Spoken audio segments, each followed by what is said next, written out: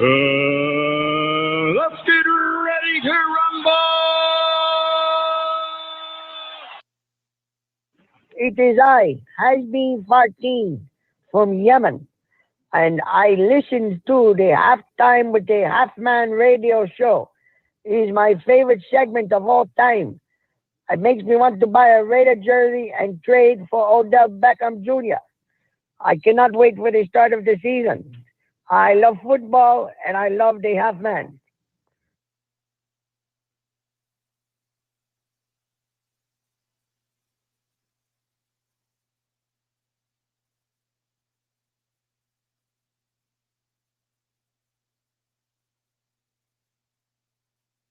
Oh, happy anniversary, happy anniversary, happy anniversary, happy anniversary. Pour a cheerful toast and fill it, happy anniversary. But be careful you don't spill it, happy anniversary. Oh, happy anniversary, happy anniversary, happy anniversary, happy anniversary.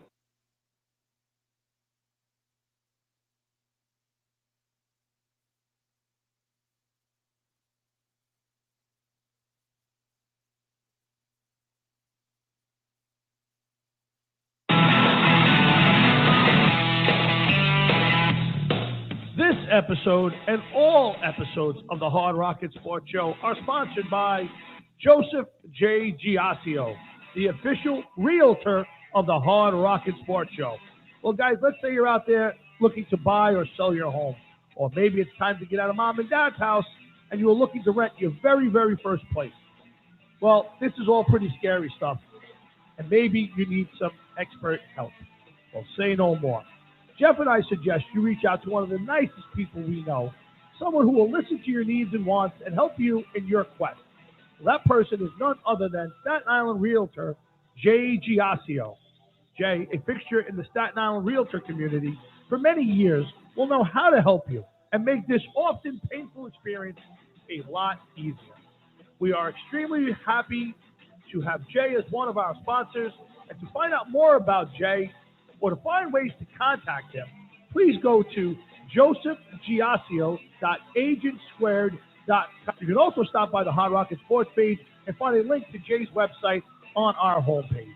Please support the people who support our show. With the players. Come on, live, direct from hell's final.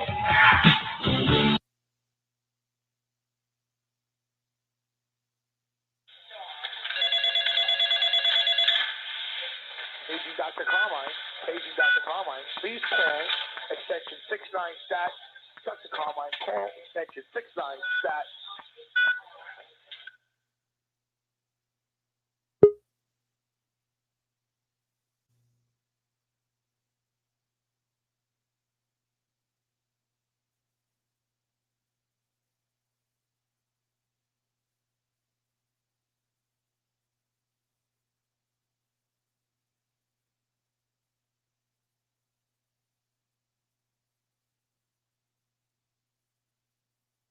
With the players. Come on, live, direct from hell's final.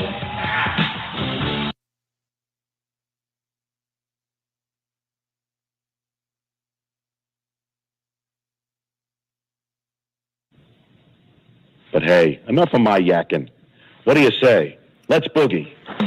And that is my cue to start the show. Welcome to another Thursday night edition of the Hard Rocket Sports Show, live from high atop Hard Rocket Sports Studios in beautiful scenic Monroe, New Jersey. We are your 3-hour weekly get-together where we bring you all of the biggest news from around the worlds of hard rock, heavy metal, and, of course, the wide world of sports. Lord, I see you. 1 second, Jeff. 1 second. Guys, welcome to the Hard Rocket Sports. It's another Thursday night, and it's a big show. 6 years officially. The first date was the 31st, which is tomorrow, but essentially the show started on a Thursday night, and this is 6 years officially. 6 years. Let's see. So let's see. Over 350 episodes. I think we're closing in on 400 episodes every Thursday nights. So we thank you for being here with us. We're live officially. Again, we got a big show tonight. We welcome in John Mahefka from Raphael Records will be popping in. We will be welcoming our good friend and a bi-weekly contributor to the Hard Rock and Sports Show, Mr. Raphael Esparza.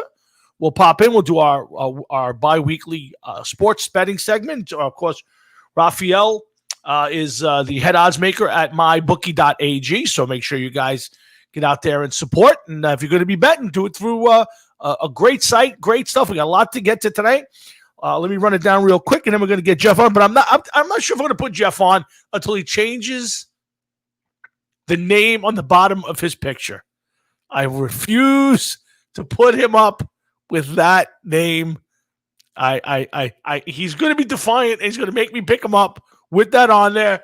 But let me just do one thing real quick. First off, thank you to everybody who for 6 years have supported the show. We have more listeners, viewers today than we had ever through the miracle of Facebook and how we're doing the show now. So I am thrilled to do the show every week. We won't be here next Thursday. I'll be celebrating a different anniversary, my 10th wedding anniversary. So the show is off next week, our first vacation in a while. Maybe we'll do a special show during that weekend some point. But next Thursday we will be off, but we'll be back here on Thursday night on the 13th. Lots of great guests. Chris Gustafson from Trauma will be Jeff and I again. But let me do the thank yous real quick. First off, to my brother Rich for pushing me to do this show back in the day. Thanks to Jimmy Galicchio for all his help early on with the sound and the music. Thanks to people who have supported us from the beginning, like my dad, who's on every show. Can't imagine doing a show not hearing from him. Thanks to guys like Giuseppe Dante, Joe Gansas, the original producer of the Hard Rock and Sports Show, Nick Big Sexy Marino, who was the producer for 2 years until his time to take a break. Of course, thank you to my wife for putting up with all of this crap that I do every Thursday night and all the work I do during the week and take time out. Thank you to everybody who listens every week. And if I'm forgetting anybody, I'm very, very sorry. But so many people, Sam Bone, Jay Giasio, trying to think, Radical Online Radio, if we were on there for a while, everybody over at Raphael Records, who have been big supporters, all the artists, Hadley and Chip at Chipster, and Tom Wojcik, and everybody, all the people who send us gifts and guests and all that stuff. So thank you to everybody. But a big thank you to my partner in crime, Mr. Jeff Towinski, who comes here every Thursday night. We sit, we talk, and I look forward to this every week, and I couldn't do it without him. And even though he has ridiculous names on the bottom of his thing. But with no further ado, let me bring Jeff on. We get the 6th anniversary, get this going, and we got a lot to get to tonight, so let's get it started. Hefe. It's about time. I was getting bored. Well, I was debating. You might as well just put Black Lives Matter on the bottom of your thing. I gotta listen. I gotta look at Giants blow chunks. That's what I gotta look at all night. The teams that finished 3-13, whatever the fuck they were, they blow chunks. They don't blow chunks, and it's too early to get into all of that. But let's start it off. Jeff, how was your week? It was fine up until I got ridiculed today and attacked unmercifully. By who? By you. Oh, yes, I did. I did attack you, yes, and well and warranted. So I don't know about that, but definitely not warranted. I was minding my own business at work, and I became under a attack. I was answering a text I got last night that I didn't see. And you took it as attacking. I took it as defending my beloved franchise that I dearly love. And it's actually a good day for the New York Giants. Ask me why. They fired Gettleman? Nope. Ask me why it's a good day for the New York Giants. Well, if they didn't fire Gettleman, then they realized that Jones is not the answer. No, they realize all that's. Hold on a second. I gotta. I can't figure you gotta ask me. You're gonna have to ask me. All right, what is it? Tell me, please. Okay. I'd like to know. Nate Solder, who was an anchor, and I don't mean it in a good way, on the offensive line, has decided to take off this year, freeing up $20 million in cap space. The Giants now have some flexibility. We can go out there and maybe sign a big defensive player or get a corner in here. Okay. Maybe an edge rusher. Yeah, there you go. This But is good news. here's the thing. Go ahead. Due to your general manager's religious affiliations, It's not how you characterize it. It's not how you characterize it in our text messages, by the way. he is unable to perform the duty of a general manager and do anything right, do anything good. So even though he may have $20 million left over, whatever, I hope that move bites you in the ass. I hope that it counts like double against the cap next year. Nope, it does not. I hope. I said plenty of flexibility for next year. Gives us plenty of flexibility this year. And if listen, and he's only going to fucking franchise Solder anyway. No, he's not. Yes, because Andrew Thomas is going to be the starting left tackle next year. Slide Solder over to the right side. We both know this. It's possible. That's very possible. Now the question becomes: do the Giants bite the bullet this year and put Thomas at left tackle this year and let him get his feet wet and go, or do you try to go with Nick Gates? Do they go with the kid from the Cowboys that they picked up, who's supposed to be the swing guy? Do they go out and try to grab somebody else's? Somebody else that gets let go? They've gone several times to the well and taken somebody else's shit. Well, listen, I can tell you that they go to the well one more time.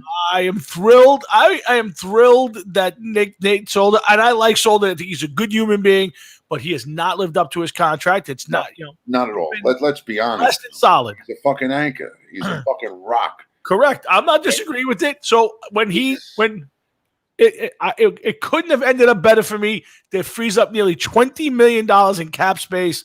Looking forward to using that money on somebody this year. But Jeff, we got lots to talk about tonight. But Jeff, it is 6 years that the show has been on the air. You've been with the show since episode number 4. You've been an integral part. You've been the co-host now for the last 3, I think it is officially. More than 3. Is it 4? Yeah. So but you've been an integral part of the show. You're the lead guy in the former Hard Rocket Sports band, and what's your thoughts on being here for this year 6 kicking off? Well, it's always a lot of fun, man. We get to talk about a lot of different things over the show, and I've seen it evolve, and I must say that I've actually seen you get better as an interviewer and everything else. I think that you do a great job. Okay. You're like a lot like the Giants, to be honest. Oh boy, here we go. Here we go. Backhanded compliments coming. Go ahead. No backhanded compliments. I'm just going to come out and say them. Go ahead. Okay? When it comes to picking general managers or program directors, whatever you want to call these people, you will just take anybody and their mother. Mike, the homeless guy from down the street, is a guest, whatever the case is. Mm-hmm. Okay, we have been able to interview some street level people thanks to these people. It's but the fun of doing it is what counts. But we've also had the opportunity to speak to some giants in the industry. You've got to talk to Geezer Butler because of our former producer. It doesn't matter how many people that can say that they got to speak to an icon and a guy like that. I mean, we've gotten to talk to some giants in the industry. Yes, we have. Yes, and listen. Anyway, go ahead. All right, that's okay. So we're going to kick off tonight's show. It's a good thing. Don't get me wrong. It's a good thing. Absolutely. Why not shoot for the stars every week? Well, we do. We do. No. You do. Yes. You do. Well, now we don't have a producer. We're always looking for somebody to get involved. I do have some big news coming, not this week, probably maybe after next week. We may be hitching our wagon to some others, but that's still in the talking stages. I haven't gotten to even talk about it with Jeff yet, but I haven't got anything yet to go back to him with. But it's 6 years. I'm looking forward to at least 6 more. And, the craziness.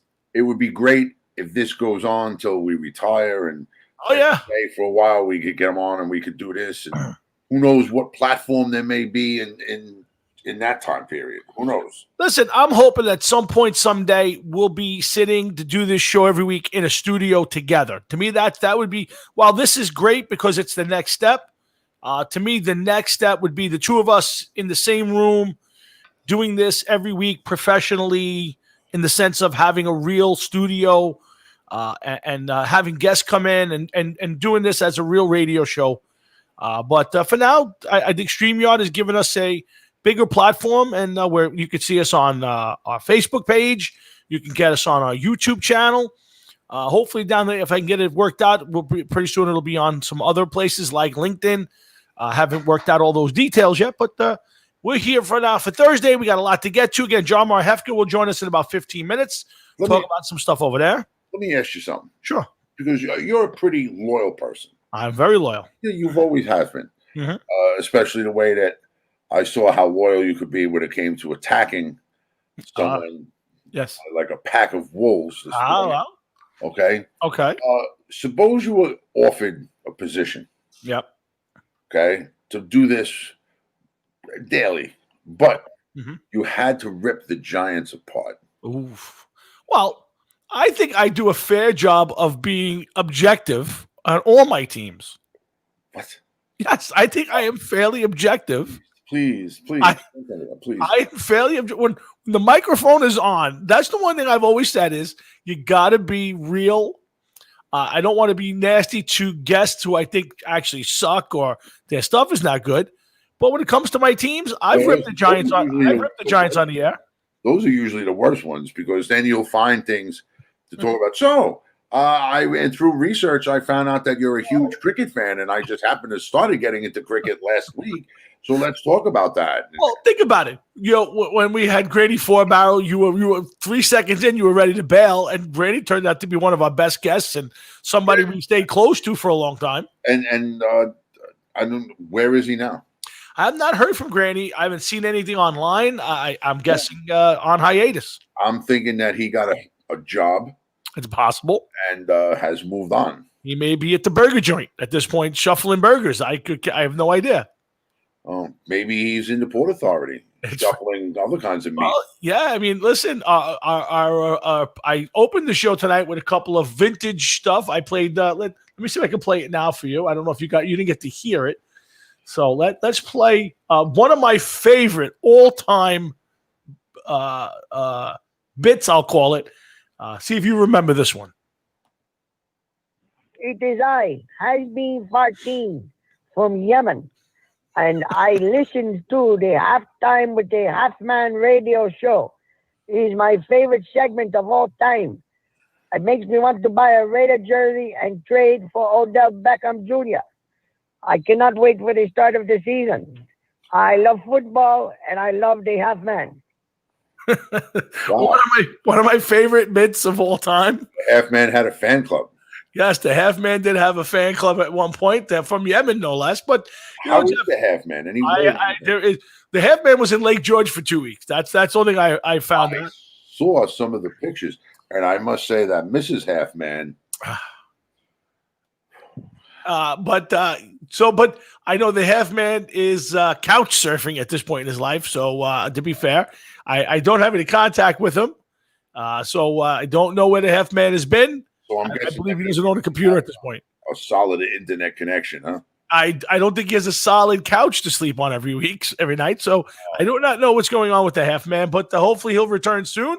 In the meantime, there's a lot of stuff going on right now. Jeff, I want to get to my dad. We got John coming up at 7:30. The half man's not performing magic tricks to survive, is he? Well, he may be making things disappear. I'm not really sure if you get my drift. So he's into the blue world? Yes, he might be into the blue world. So, but we have not heard much of the half man since his father passed away. But I do know he was away for a couple weeks. So maybe in the near future I'll reach out. Maybe during our 1 week hiatus, we'll see what happens. But I see people popping up on the screen. Doug Franklin. Hey, Doug, nice to see you. A good friend Joe Flynn Jr. has popped up. What's up? What's up, Joe? And thanks for everybody out there helping us celebrate 6 years on the air here at the Hard Rock and Sports Show. Got some guests coming up. Got my dad come up in a second. And in the meantime, Jeff, we got a lot of stuff to talk about tonight. We got the Jets and Jamal Adams. We got baseball started up. Kind of got us a little slipped on the banana peel. They're out there running. We got Tyson coming back to fight. We're going to talk about, what sports are actually going to make it all the way through. We'll talk Jets and Giants. Camps are open. I don't think anything is going to make it all the way through at this point in time. I don't think they want it to be all the way through. Yeah, it's hard to argue that point. I want to talk a little bit about the Mets about to pick up Bruce Maxwell. I don't know if you know who Bruce Maxwell is, but I'm going to play a little clip of Bruce Maxwell in a minute. But let's get my dad on. Let's get him starting to talk, and we'll talk a little football. We will be talking about the Washington Redskins. We do not, Doug Franklin. We do not call them the Washington football team here at the Hard Rock and Sports Show. They will be forever. There is no Washington football team. Who are they, Jeff? They are only the Washington Redskins. That's right. On this show, we will call them the Washington Redskins, regardless of whatever name they come up with. We are not fans of the politically correct, and we don't see any reason why it has to change. Correct, Jeff? Correct, man. Let's get my dad on. Let's do a little something with Dad. Should be on right now. Pop? Yeah, how you doing, guys? Good, Pop. What's going on? No, I'm just watching Yankee game. 5-0. Isn't this postponed? Isn't this an old? This is. I thought this was last night's game. This is better not be. No, it says live. You're right. It says live. White was playing. Yeah. What do you call it? To the Grand Slam. Okay. All right. Yep. I got it up on the screen too. So what's going on, Pops? What's a good word? No, I'm just watching the game, and the second two Yankees got hit with pitches. Oh wow. And I think this is going to be something that's, and I just think it's something that's going to continue on and on. This is the way a lot of shitty teams like Baltimore. Yeah, I tell you what, Pop. Looking at this season so far for the Yankees, I'll tell you, based on the teams they have to play, I don't see anybody stopping this team now till the end of the season. Now get to the playoffs. Here's what I don't like. That is the new thing that they've expanded the playoffs from 10 teams to 16 teams. I don't like it. They should clear. I gotta be honest with you. If it was up to me, they should cancel the whole season because this is getting ridiculous. Well, I mean, every time you put it on, there's 4 guys that have something wrong with them. Yeah. They're postponing games. Mm-hmm. Now they're going to play a doubleheader with, I think, Philadelphia, and instead of 9 innings, it's going to be 7 innings. Yeah, I don't get that. I don't get that either. I saw that too. I don't understand. Like, if you're going to play the game, play the game. Why do you want to cut it down? I know they're trying to, but it's not like you got people in the stands. It's not like you're spending more time. I mean, they're already playing against each other. What's the difference? I don't get that, Jeff. Why would you go to? I feel as though that baseball is going to do everything they can to give people as much of the sport as possible, simply because I don't think the sport has the fan base that it once did.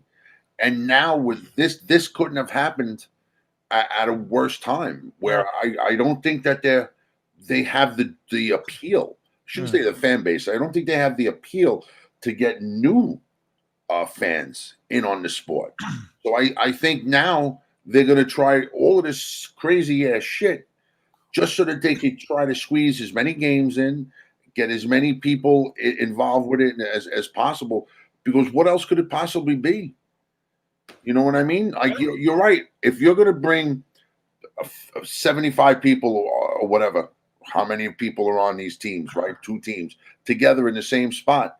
What difference does it make if you're playing 7 innings or 9 innings? Play the whole game. No, I agree with that. And, here's the funny part. There's been a few rules that I thought, well, just a little, you can't spit, you can't chew seeds, you can't chew tobacco. And they said it was very big. You can't fight. No, there's no bench clearings. I've seen more bench clearings in the first couple of weeks than I've seen in a long time. And, I haven't heard one thing about teams getting reprimanded because of it. There was a big one the other night. Did you see the one in the Dodger Astro game? Yeah. Yeah, well, listen, if anybody should get hit with a ball, it should be Houston. Oh, absolutely. Okay, but the only thing that I don't believe in is going for the head. I'm sorry. Man. Yeah. You know, you want to go out there and go to blows with the guy. I understand that, but I've seen a lot of careers ended. Good ball players because they got hit in the head with the ball. That's you know, as much as nobody that I know likes Houston. Okay? Yeah. Well, no. Yeah. To go for someone's head. Yeah. Maybe I'm wrong. No, well, again, listen, the guy couldn't find the plate to begin with. So now if you're going to try to throw at somebody, you never know where it's going to go when you're in that position. I honestly, truly, I don't care if they throw at them all day. You're right. I'll agree with you. Throwing at the head, I'm not big on, but I have no problem with anybody throwing at the Houston Astros this year. I think the Houston Astros got lucky. And I don't want to say that this pandemic, people dying and out of work but they're lucky that there's no fans in the stands. They've gotten away with the abuse that they would have gotten. To me, throw at them every game. Every pitcher should throw at them. That's the way I look at it, Jeff. Let me ask you something that you say that, and that's understandable. I understand where you're coming from. Yep. But what about the teams that were not even nearly affected by this? The teams that didn't play in the playoffs, the teams that didn't make the playoffs. What right do they have to complain or I'll tell you. You know what I mean? Yeah, here's what I'll tell you. It's the sport. To see. It's the sport.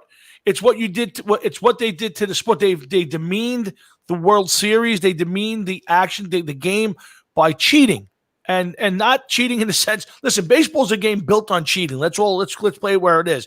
They've corked bats. They spitters. They cut baseballs.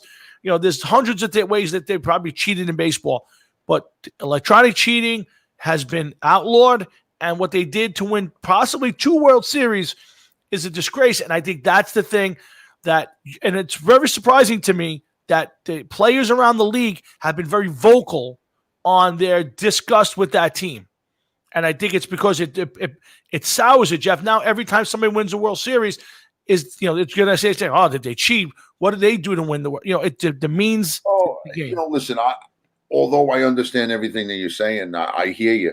If a team comes in and wins 103 games and then goes on to win the World Series, I would feel pretty confident because that they didn't do anything out of line, simply because a lot of teams in the past have won 100 to 105, 106 games and won the World Series. Mm-hmm. If a team comes in and wins 125 games, I'd be a little leery of that. You know what I mean? Yeah, of course. I mean that's understandable. But I'm just saying is, to me, at the end of the day, what they've done to the sport, and again, usually in sports, Jeff, especially nowadays, teams, players are politically correct. No, they don't want to comment, they don't want to bash another player or another team. These guys have gotten abused and by their own peers, and that's the difference on this one, Dad. Is that the players around the league have been offended not only by what happened, by the fact that the commissioner did not suspend any player. I think that's what bothered most players in the league, that nobody paid the price on the from a player standpoint. I agree with you. My thing is that you're doing what you did. Now, I understand what Jeff's saying, and I agree with a lot of what he says. But then you have to say to yourself, well, wait a minute now. If this team wins 100 games, how many of the games did they win by cheating? Okay, maybe they wouldn't have. Maybe they wouldn't have made the playoffs. No, if they didn't cheat. Yeah, no, I think Jeff's basically saying you can't accuse, and let's say this year the Cleveland Indians. I'll use the Indians. I don't know why. Let's say the Indians go out and win. Let's say next year because they're only playing 60. But let's say the regular season next year, and the Cleveland Indians go out there and win 120 games or 110 games or whatever it is. Jeff's saying, you should not just automatically cast aspersions on that team. Anything that the Houston Astros do, huh? Yeah, but that's going to happen. Not on every team, because if I remember correctly, the Houston Astros, they had some pretty good seasons. The seasons that they won the World Series, it wasn't like they were 101 and 61. They were pretty much a juggernaut throughout the season, if I remember. Well, they've had a couple of good years, but again, 2 of those years that they won the World Series or made it to the World Series, or just short of it, they've been accused of cheating, and I think that's part of the problem. But I don't think you could necessarily just cast aspersions on anybody who wins 100-something games or the World Series. But I do believe that the Houston Astros, for now or forever, I think you need to, I think ultimately the truth is, unless those players come out and ask for forgiveness, I think these guys are going to be kind of lepers around the league. I don't think they're going to ask for it, and I blame No. Major League Baseball for not doing anything about it. Yeah. If they would have did one thing to them, the only thing they did was they blackballed the manager for 1 year. Yeah. They made the owner pay a fine, and the general manager got fired. Yeah. I mean, that's chump change. I agree. They should have did something to even take away the trophy. Yeah. They're now champions. Yeah, I got it, but that's hard. Now, once you win it, you win it. That's like, nowadays they make these the Heisman Trophy guys who get caught taking money. They make them give back the trophy. The guy's still a Heisman Trophy winner, regardless of whether he pulled the trophy away. I think the biggest problem, Jeff, for the Astros is when they came to camp this year before the COVID. They went on the they should have went out there and said, "Hey guys, we made a mistake. We screwed up, and we didn't. It wasn't. We didn't think, and it'll never happen again." They didn't. They came out there and almost were arrogant about it. Yeah, 100%.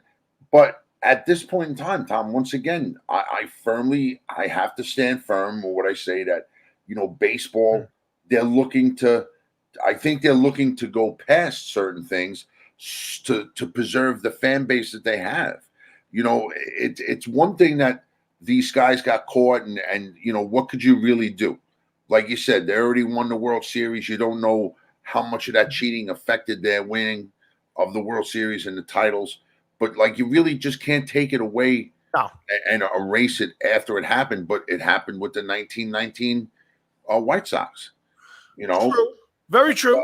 But they lost the World Series. Don't forget, Jeff. They lost the World Series. They didn't win it. So you don't have to worry about taking it away from them. They didn't win it. They lost it. Well, they purposely threw it. They didn't. Agreed. I'm saying is if the other team, nobody's taking away the World Series from the Cincinnati Reds. The Cincinnati Reds won that World Series because the Black Sox or the White Sox at the time threw the World Series. Nobody's taking that away from the Cincinnati Reds. No, but baseball, once again, it's a sport that can they afford the hit? Can they afford any other, anything? No, they can't. No. Any further. I don't think they can. No, you're 100% correct. Baseball cannot afford another scandal, another blot. If they close it down for COVID, nobody's going to. But yeah, you cannot have another baseball scandal. You cannot have another cheating scandal. You cannot have something like that in baseball right now. It's a sport that has not grown that I've seen. You have a lot of the diehards like me and my dad, but to me, it has not grown the way it should. Or some of the other sports have grown, like basketball and football. How can a sport that plays 162 games grow? That's a lot of games. No, but I did grow in a sense of and not only that, if they had played the full year, okay, baseball would just about start to get interesting because now you're entering August. Pennant races are starting to shape up. You're going to start to see people or teams jockey for position where, it's a different way of looking at the game at different parts of the year. Is it a possibility, and for both you and your dad, is it possible that baseball is too long of a season to keep people's attentions? Yes, to a certain extent, yes, Jeff.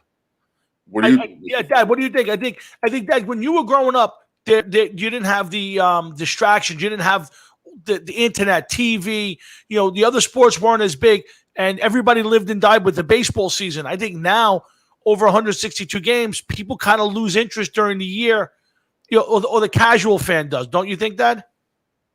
Well, I agree with what you guys are saying because when I would listen to, I hate to say it to baseball, but baseball was the number one sport. Very rarely would you watch football games. Basketball was, and hockey, forget about it. Yeah. If they played once every 3 weeks on TV, You know, and nobody played. Yeah. You know what it was? Nobody played in the street. You didn't. The only sport that you could really play Mm-hmm. in the street was football, and nobody really played the winter time. Right. Outside. Baseball was the number one sport. Right. They had no competition, and now they have a lot of competition. Mm-hmm. And the problem is they don't know how to handle themselves. They don't know how to punish people. I mean, you just showed Houston can get away with anything they want. Okay? Yeah. They do. And then they protect them by suspending this guy Yes. for 8 games. Yep. Now, nobody's not saying this guy's not an idiot. Yeah. What he did. But not 8 You know, games. Yeah. Now you're showing everybody, well, if I'm a good pitcher and I go to hit one of these guys, I'm going to ruin my team because we're only playing 60-something games. Mm-hmm. No, I got it, Pop. I got it. But, Pop, I want to thank you. Listen, we're on the air 6 years, and you've called into 99.9% of the shows. And you're basically the third co-host of this show, and I thank you and love you for it. Thank you for having me, and I appreciate you. You guys are really good. Tommy, you know I love you. Yep. Jeff, you're like my son. Thank you, Mr. Florio. I appreciate that, man. Oh, I wish you all the luck and everything, and have a good night. Thanks, Pops. Thank you. That's You're welcome. Pops. I'll talk to you later on. That's my dad. He checks in every week, and we love having him on the show. But Jeff, we have our guest, our first guest of the night. Before I get to John, I want to just do a little promotion. I promised I would do a little something for Friday Facebook Live concert tomorrow at 6 p.m. Pacific Standard Time. That's 9 o'clock our time. Frank Hanna Productions. A little live stream concert for the Monsters of Rock cruise. So make sure you guys get out there and let's see. Do I have the list of the concert, the bands? I don't. I'll get it before the end of the show. I know Red Voodoo. It'll be hosted by Frank Hannon. He's also Brittany Lightning from Vixen. Red Voodoo. Some other bands will be performing. JT Lau. So, guys, make sure tomorrow you check that out. We'll give you more information. Hey, Doug Franklin, thank you very much. Yes, I hate you because you're a Cowboy fan on Sundays only, but I love the music. And speaking of music, Jeff, I want to bring on a guy who's been a dear friend of the show for a very long time. His record label has some of the best new upcoming independent artists. Got bands like Fear, Jeff Carlson, Mind the Fury, After the Fall. Let's see who else. Voodoo 13, Kiko Shred. So many bands. Jeff Westlake got some new stuff coming out soon. I love this label. I love this guy. He's not only a tremendous music fan, he's also a huge sports fan and one of my dearest friends. And he's going to come on again for about the 100th time. But this time we get to see him and see what he get his handsome face on. Jeff, let's welcome our good friend John Marhefka from RFO Records. Johnny boy. Hey guys, how are you? How are you, man? How you doing, pal? Man, it's always good to see you guys, and happy 6th anniversary, man. I love the show, you know that. Yes, and thank you, John. We certainly appreciate it, and you've been behind us for a long time now, and we can't thank you enough. Oh man, you guys have been supporting me and this label since day one, and it's it's always a good thing for me to come on here because I'm proud to be on here. I mean, I love the show. It's like I always say, man, it's good sports talk. It's great music talk, and it's true from the heart, and that's what makes it such a great show, man. I love it. John, thank you, man. Jeff, you look like you want to say something, Jeff. Well, I got plenty of questions for John. I just want to see what's going on here. John's calling in. John came on tonight because I understand all of that. I know, but I hear you saying a few things. It makes me worried about you. Just worried about you. That's all. Well, I see John's got some. I see his wall behind him, which I'm loving. I think I know I see some Steelers stuff. Is there a giant thing up in the corner there? Do I see a little giant memorabilia behind you? It's actually on the other side of the wall here, on this side. It's the I can outside see of the the camera house. for you, Tommy. Here, let me see if I can get it here, and you can see. I got my, some giant stuff up. There you go. See, Jeff. I don't see anything. Where is it? What is it? What is it? You got the Giants picture right there from the Right 80s. there, I see giant stuff. Right But why? My Walter Payton autograph, Walter Yeah, Payton really? game jersey piece. I got some Dan Marino stuff there. Big Mhm. Marino fan. I got a piece of his jersey there. It's it's like I got a lot of stuff going on in here, so I try to keep it balanced a little bit. There you go, John. So, it's funny, John, much like the Mara and Rooney family, who's kind of combined it. They're marrying offspring, but Johnny's a Pittsburgh Steelers fan from way back, but he's also an 80s Giant fan with, the great Giant teams of LT and Harry Carson and Phil Simms. So stop shaking your head, Jeff. None of us were alive when your team won last, Jeff. Nobody was alive. I don't think they even Stop. Please stop. this graceful team. But, John, listen, we want to talk sports with you, but at first, let's talk a little music. You know how much I love RFL Records. What's new? I mean, I know that there's so many artists. You've signed a whole bunch of people. What's going on, man? What's been up since we talked last? We've been really busy. I mean, we have a couple new people with us on the staff, first of all, that I want to give shouts out to, and that's Doug Franklin. He's working social media with Sam right now, and this guy's fantastic. I mean, I can't even say enough good things about him. I mean, he's a good friend. We hit it off right away. We were just talking a little music.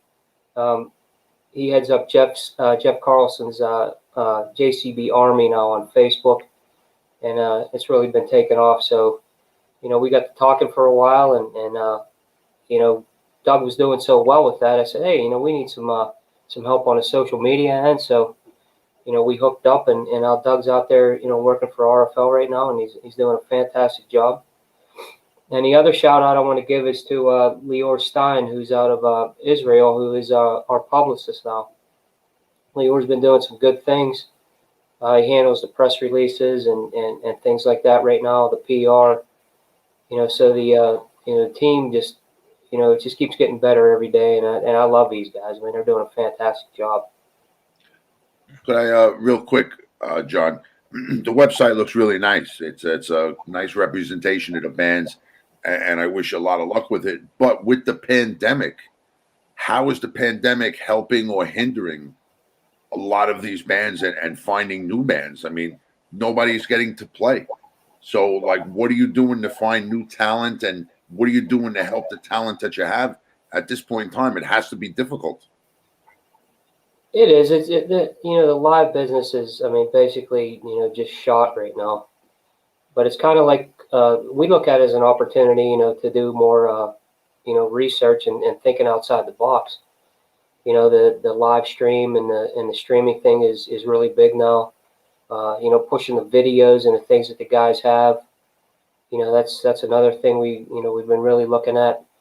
And merchandising is really put to the forefront now with people, being more inside and being more active online and things like that. So that's we're looking at those opportunities as well. And the guys have actually been, really, kicking it out there. Mind of Fury has already done 2 live streams, and they've been fantastic. I mean, they're getting a really good reception from that. Jeff Carlson's been running, acoustic shows, right from his house, every Saturday, mostly every Saturday. But he's really, keeping it alive out there, doing some new things, meeting some new fans. So it's been tough in some ways, but it's been, good for us in other ways too. I mean, we're able to, do what we do, working things online and, bringing in new fans. So it's been good. It's been good. Outstanding. Of course, we got John Marchewka from RFL Records. Check out rflrecords.com, all the great artists they have. So, John, tell us, you as always, you're so good to the show. You've made so many big announcements, band signings right here. We've done special shows together. And beside that, John and I, when we get to talk off the air, we talk a lot of sports, and it's always a lot of fun. John's a great sports guy to talk to, especially on Sundays when the Giants aren't doing well. I'll send John they suck, or John will send me something about the Steelers and how much he hates the coach. But that's a whole other story. But, John, you've got some stuff coming up here at RFL. Give us the big news. Tell us what's coming up and what we should be looking for in the near future from your great label. Well, the first thing I want to announce is Abstract Symphony, who's a band out of Chile, is working on a new album right now, and we signed them. I think it's been about 4 or 5 months right now, but they have a new single coming out August 21st, and it will feature Mark Bowles, who's best known probably for Yngwie Malmsteen's Trilogy album, and the song "You Don't Remember, I'll Never Forget," which is one of my favorite songs, from the '80s. And he will be doing the vocals on that track, which hits August 21st. So we'll be, starting to push that. The guys are already starting to push it. So we're really going to start getting behind that. So that should be out. It's another 3 weeks now, I believe. And the other big announcement is we have a RFL festival, streaming festival, which will be happening August 22nd. Will feature Hydrogen, like you just mentioned, Tommy. Mm-hmm. Mind of Fury, After the Fall, Svengali. We also have Jeff Carlson, which will be on it. And we have 2 new bands that are new signings that we haven't even announced yet that will also be on this festival. Wow. So now, will the bands will be in their own studios, their basements, they'll all be in different locations, and you'll zoom into different places, or are they all going to be in one spot? How's the concert going to work? Everybody's going to be in either a rehearsal studio or I know Jeff Carlson rented a big studio to run this off of stage and everything. So you're going to see some, really cool things coming from these guys. And it's actually going to run, we'll have a link set up that'll be running right off the RFL Records Facebook page. And, any other places we can get it, I'm sure we'll be running it through, through the band's sites and things like that. So, that's on the way. We've been planning it for a while, trying to coordinate everything and making sure that it's, top notch for, for the fans and everybody out there. So it will be announced, it's announced here, but we will do a formal announcement with, everything back, and we'll have merchandise for it. There's a logo that's being designed right now. So you'll see a lot of promotion for that coming up within the next few weeks. Well, John, listen, as always, Hard Rocket Sports is totally behind you. When you're ready, we're going to put a link up on our website. Of course, every week we will promote it, and I will be front and center watching the festivities on was it August 22nd? August 22nd, yes. We will be watching, and we will support, and we're looking forward to it. I'm interested to see how it works with all the different bands and different locations. It's got to be a little it's a lot of coordinating, John. You got enough on your plate, don't you, brother?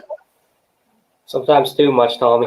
It seems like it just gets crazier every day, and yeah, you know what? But it's for the passion of music, and when you see the fans' reaction, and you see the guys, in the bands that are having success, and that makes me smile. I mean, it's a good thing, to see that happening.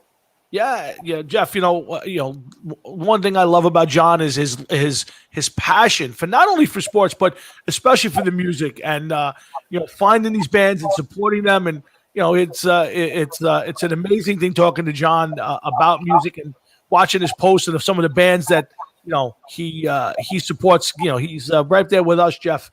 So it's great to be behind them. It's a lot of work because, as playing in a band from time to time, and just getting people to say that, yeah, I could come to practice, or yeah, I learned a song that you asked me to learn.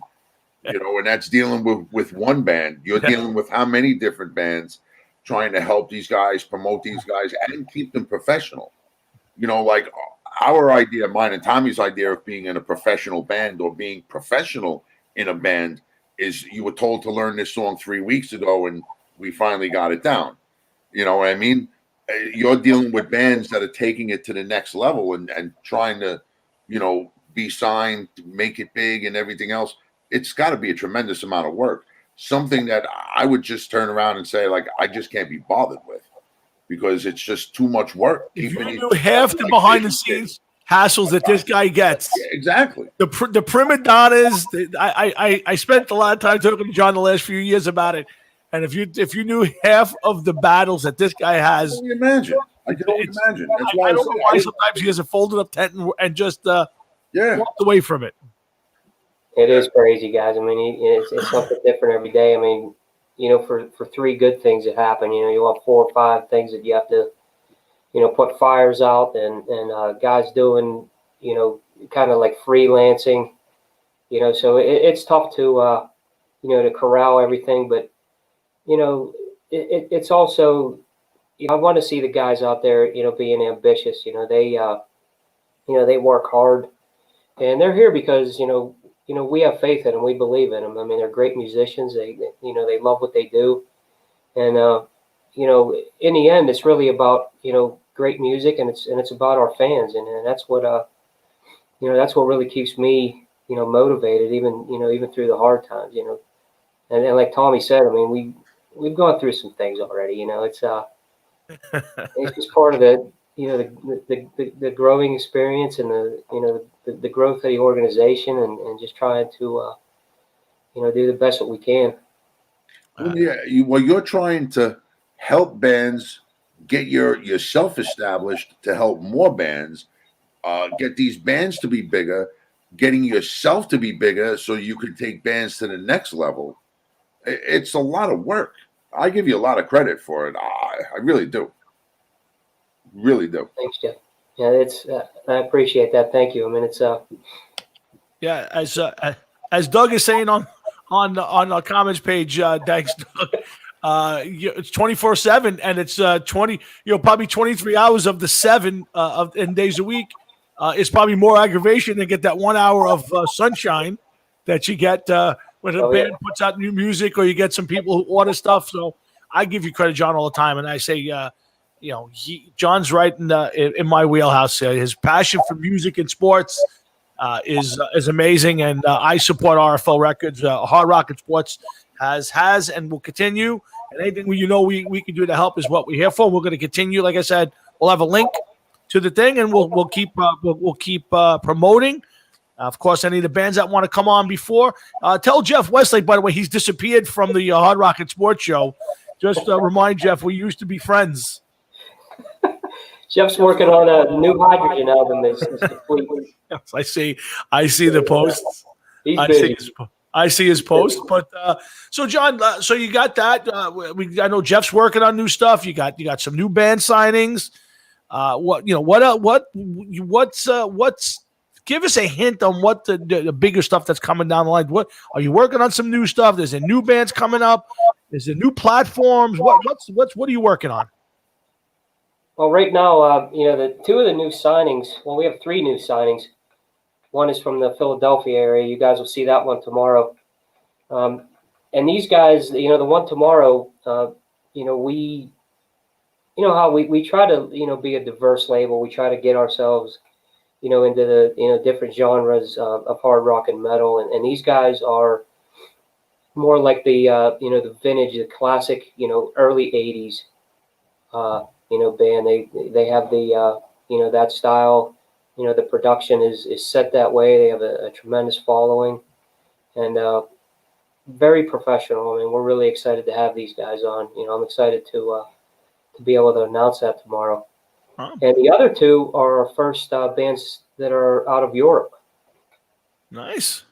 So we have one from Sweden and one from Finland that we'll be announcing within the next few weeks here. So you guys will get a chance to, see some really cool stuff. I'm Tommy and Jeff, I'm like a kid in a candy store with these bands. I see, yeah, I hear some cool stuff, and we get some things sent in all the time, and you just wonder, man, I'd like to sign these guys too, and is it feasible? But there's the 3 that are coming up right now. I'm very excited about, very excited.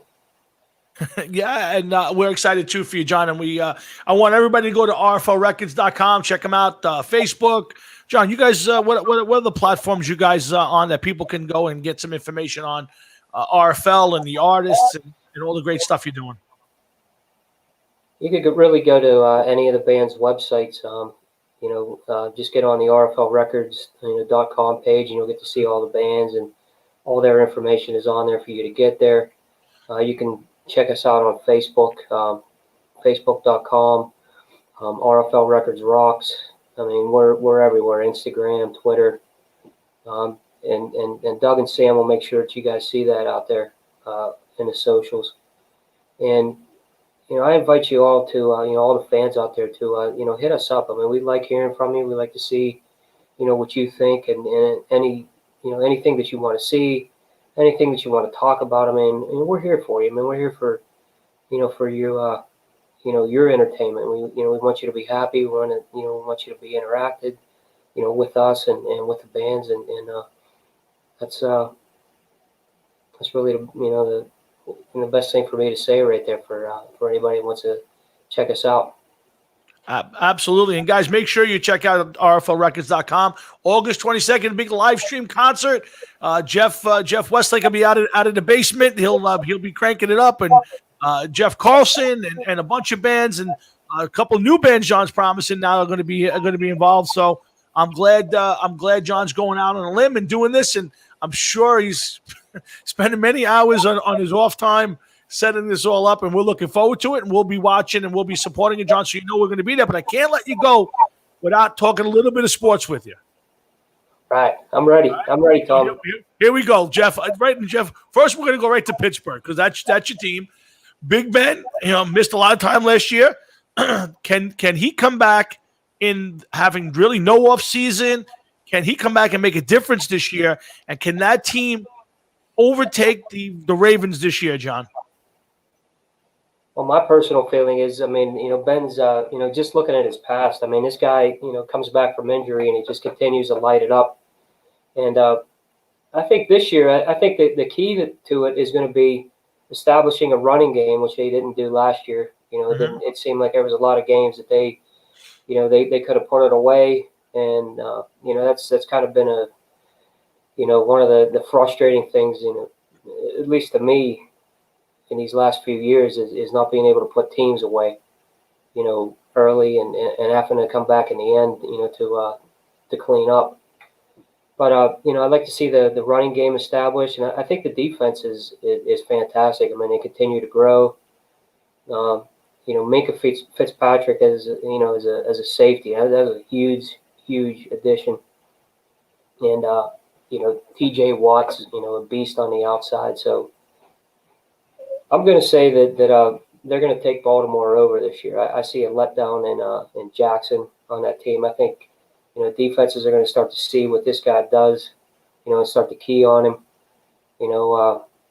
Ravens are a great team. I mean, it's terrible for me to have to say that, but Yeah, I got to be honest with you. Jeff and I talk about it. I still will not buy into the Lamar Jackson experiment. I think that is somewhere in the middle of either RG3 and Colin Kaepernick. I think it's kind of one of those guys. He has a big year, and then teams find a way, like they did in the playoffs, to shut him down, and he never adjusts. Or one little injury to that kind of guy like that, Jeff, and it's a whole different season. I'm not buying into that this year. Well, here's the only thing that I got to disagree with you about, because I would not want a running quarterback on my team. Way too many things that could go wrong and completely ruin your season. But the guy was MVP last year. A lot of people are talking very highly of him this year. He seems to definitely be a better quarterback than RG3 and Colin Kaepernick could ever have hoped to be. I don't know about that. Although we wouldn't really have known what RG3 could have done if he didn't get injured. True. That first year. True. So it's kind of hard to go against him, but he never reclaimed anything that he once was. Like I said, I'm not a big fan of a running quarterback, but you have to take into consideration what they may have. Maybe they have a lot of stuff. Maybe they didn't even begin to scratch the surface with this guy last year. Would I want him on my team? No. Yeah. Because he gets hurt. That's it. Suppose you sign him to a big deal, and then all of a sudden, next thing you know, he gets hit in the knee running, and he blows his knee out. That's it. The guy's career could be done, and that's it. Now you fucked up your salary cap for a couple seasons. I would not want it. I agree with you about. But as far as him as a player, I don't think he's hit his ceiling yet, dude. I really don't. Yeah, I'm not a huge fan. I have to be honest with you. I don't think I think you basically got a running back he's a very athletic guy, and I just didn't see him last year as a quarterback making the strides. Now as an athlete, John, I think he's fantastic, the whole bit. But you saw it in the playoffs. They took that away from him, and the next thing you know, they lose that game. He went in the right direction as a quarterback. He got better as a quarterback. No, I'm not. I don't know if he reached his top. Did you see him in the playoffs the year before last? He couldn't throw the ball 30 yards. No. So, John, I'm not buying into Lamar Jackson being the next great player, but we'll see. But give me a thought. I don't even think it's so much, Lamar Jackson as, I give to, Baltimore, the credit is, Harbaugh's a great coach. I mean, I think you see, the way this guy's adjusted to, to some of the things. But yes, he's a great coach. Sorry, I call it like I say it. I can't help that. I hate the Harbaugh brothers. I can't help myself. Yeah, I'm not a fan either, but I give credit where it's due. I mean, it's that rivalry is one of the best in sports, if not the best. Those two teams go together, and it's Tommy's got the Giants shirt on, man. I like it. Jeff was coming on, giving me a lot of problems this week with the Giants, so I had to gear up. I had to gear up. I was good all week, man. Oh, stop! But listen, John. Here's the thing: do we have a football season? I'm going to get to our next guest in a second. Do we have a football season this year, John? Or do we make it through? Is there enough players going to be there? All I got to say, Tommy, is God, I hope so, man, because I look forward to that so much. I mean, that's my sport. That's that's like a that's a ritual for since I've been 5 years old and can even remember. I mean, so I agree. If it doesn't happen, it's man, it's going to be a sad 6 months. It certainly will. But John, listen, man, I love you. I love RFL Records. Everybody's got to go to rflrecords.com and support all the bands. And make sure the 22nd, we will be front row, John, watching the show. Give my best to all the acts. And again, anybody wants, any of the guys want to come on before, pop in, do a little promotion, you're welcome. And of course, like I said, it'll be up on our website as soon as I get a link or something to put up there. I'll definitely send to you guys. You guys will be on that post, so you don't even have to worry, Tommy. Here you go. There it is. The Hard Rocket Sports shirt.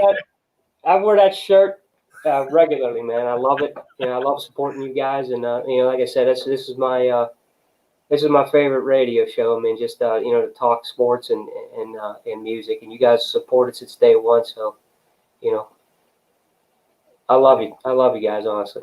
John, we love you. We wish you a continued success. I hope you grow and keep growing, and we're always going to be here. I'll talk to you off the air. And, brother, give my best to everybody there's Henry. Hello, Henry Moreno. Doug, everybody over at RFL that's hanging in there. Thank you, guys. John, wish you luck, brother. Stay in touch and keep us updated on what you're doing. You got it. Thanks, guys. I'll keep listening in. Don't worry. Thanks a lot. That's John Mahefka from RFL Records and our dear friend. And make sure you go to rflrecords.com. See you, Johnny boy. See you guys. See you later, man. So, Jeff, before we get to Raphael, I hate the Harbaugh brothers. I actually like Jim in Michigan and as a player, but as coaches, they're both douchebags. That's just my opinion. But a guy who's not a douchebag is our regular bi-weekly segment. He is the head odds maker over at mybookie.ag, and he happens to be not a douchebag. He's a great guy. Oh, you know what? Listen, he's a nice. How are you, Raphael? But just hang on a second. I am going to make you hate him, Tom, because every week I'm going to ask him questions to disparage all the Giant fans out there, especially you. God. Raphael, real quick, let's start off with a question. Hi, Raphael. Welcome to the show, and I'm sorry. Now that Nate Solder has dropped out of the Giants season, turning his back on his teammates. Oh, Jesus. Has that lowered the Giants' chances of being a relevant team this year? Please tell me yes. We thought about doing what the English Premier League does, regulates the Giants to the CFL for what happened with that. But you know what? I have a feeling in the next 5-6 days. I think that the NFL players have to announce if they want to bow out. Yes. There's going to be a lot more names, and I have a feeling now that SEC and all these other college football conferences have done the same thing. We're going to start seeing some big name college football players probably bow out as well. Yeah, I agree with you. I think that especially the college football, they're talking about pushing the season and all that. I think a lot of those guys are not going to want to get hurt in a partial season. You know, where I don't mind Nate Solder. I don't mind people who come out and say, hey, you know what? I'm doing this because of my family's illnesses, not just my illnesses. I think that's why you're going to see a lot of college kids bow out, because when their season's over, where do they go? They go home. They don't go. The NFL players, they go to their families, or maybe if they're single, they go to their apartments or big houses. But these college kids, when they go home to their mom and dad, grandma, grandpa, aunts, or whatever. So I think it's just going to be a huge change reaction. Yeah, and I think that the big thing for the college guys is, you know, it's not like the pros where they're getting, you know, even if you bow out, you're getting 150 to 350,000 depending on, you know, the reason why. So if you're just bowing out because you don't want to play, 150, but if you're a high risk guy, you're getting 350. You know, these college guys, they could play 3-4 games and the season be done, and take the chance on blowing out a leg, hurting themselves in a season that might not even get finished. I agree with you. I think guys who are guaranteed draft choices, guys like Trevor Lawrence, I'm not saying he's going to, but guys of that ilk, I think, are going to give second thoughts to playing this year. Yeah, we're going to see a lot of top 30 college football players that maybe in mock drafts that could go high. They're going to say, hey, you know, it's not risk it. I already know I'm going to be top 10, top 20, top 30. I'm sitting at home. Yeah, I agree. I think you're going to see more and more football guys bowing out. I think you needed a couple of name guys, Marquise Goodwin, obviously Solder. You're going to start seeing, I think, more and more guys taking the year off. I honestly believe that this isn't over with. Hightower, a whole bunch of. I think the Patriots are decimated at this point with guys. 6 guys have bailed out of there, and then 2 of their bigger players. That's why I'm actually totally blown away that the NFL really didn't look at 2 to 3 to 4 city season where, let's say college football, let's say they don't go. You can play, or even if they do go, let's say the NFL can play games on Thursday, games on Friday, games on Saturday, games on Sunday and Monday, and finish the season and hold it in 2 to 3 city kind of dome-like. And I'm actually shocked that they didn't do that. I think it was the arrogance of it. I do believe that is I think hockey and basketball have at least tried, especially hockey's done, it looks like a pretty good job.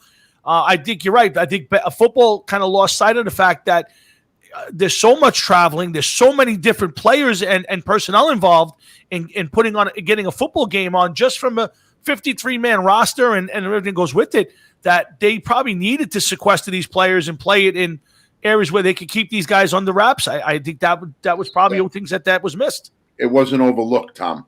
What happened was I did see an article about that several weeks ago, and they said that in order to sequester and put in a bubble all of these people, the number of people involved would have just made it near impossible.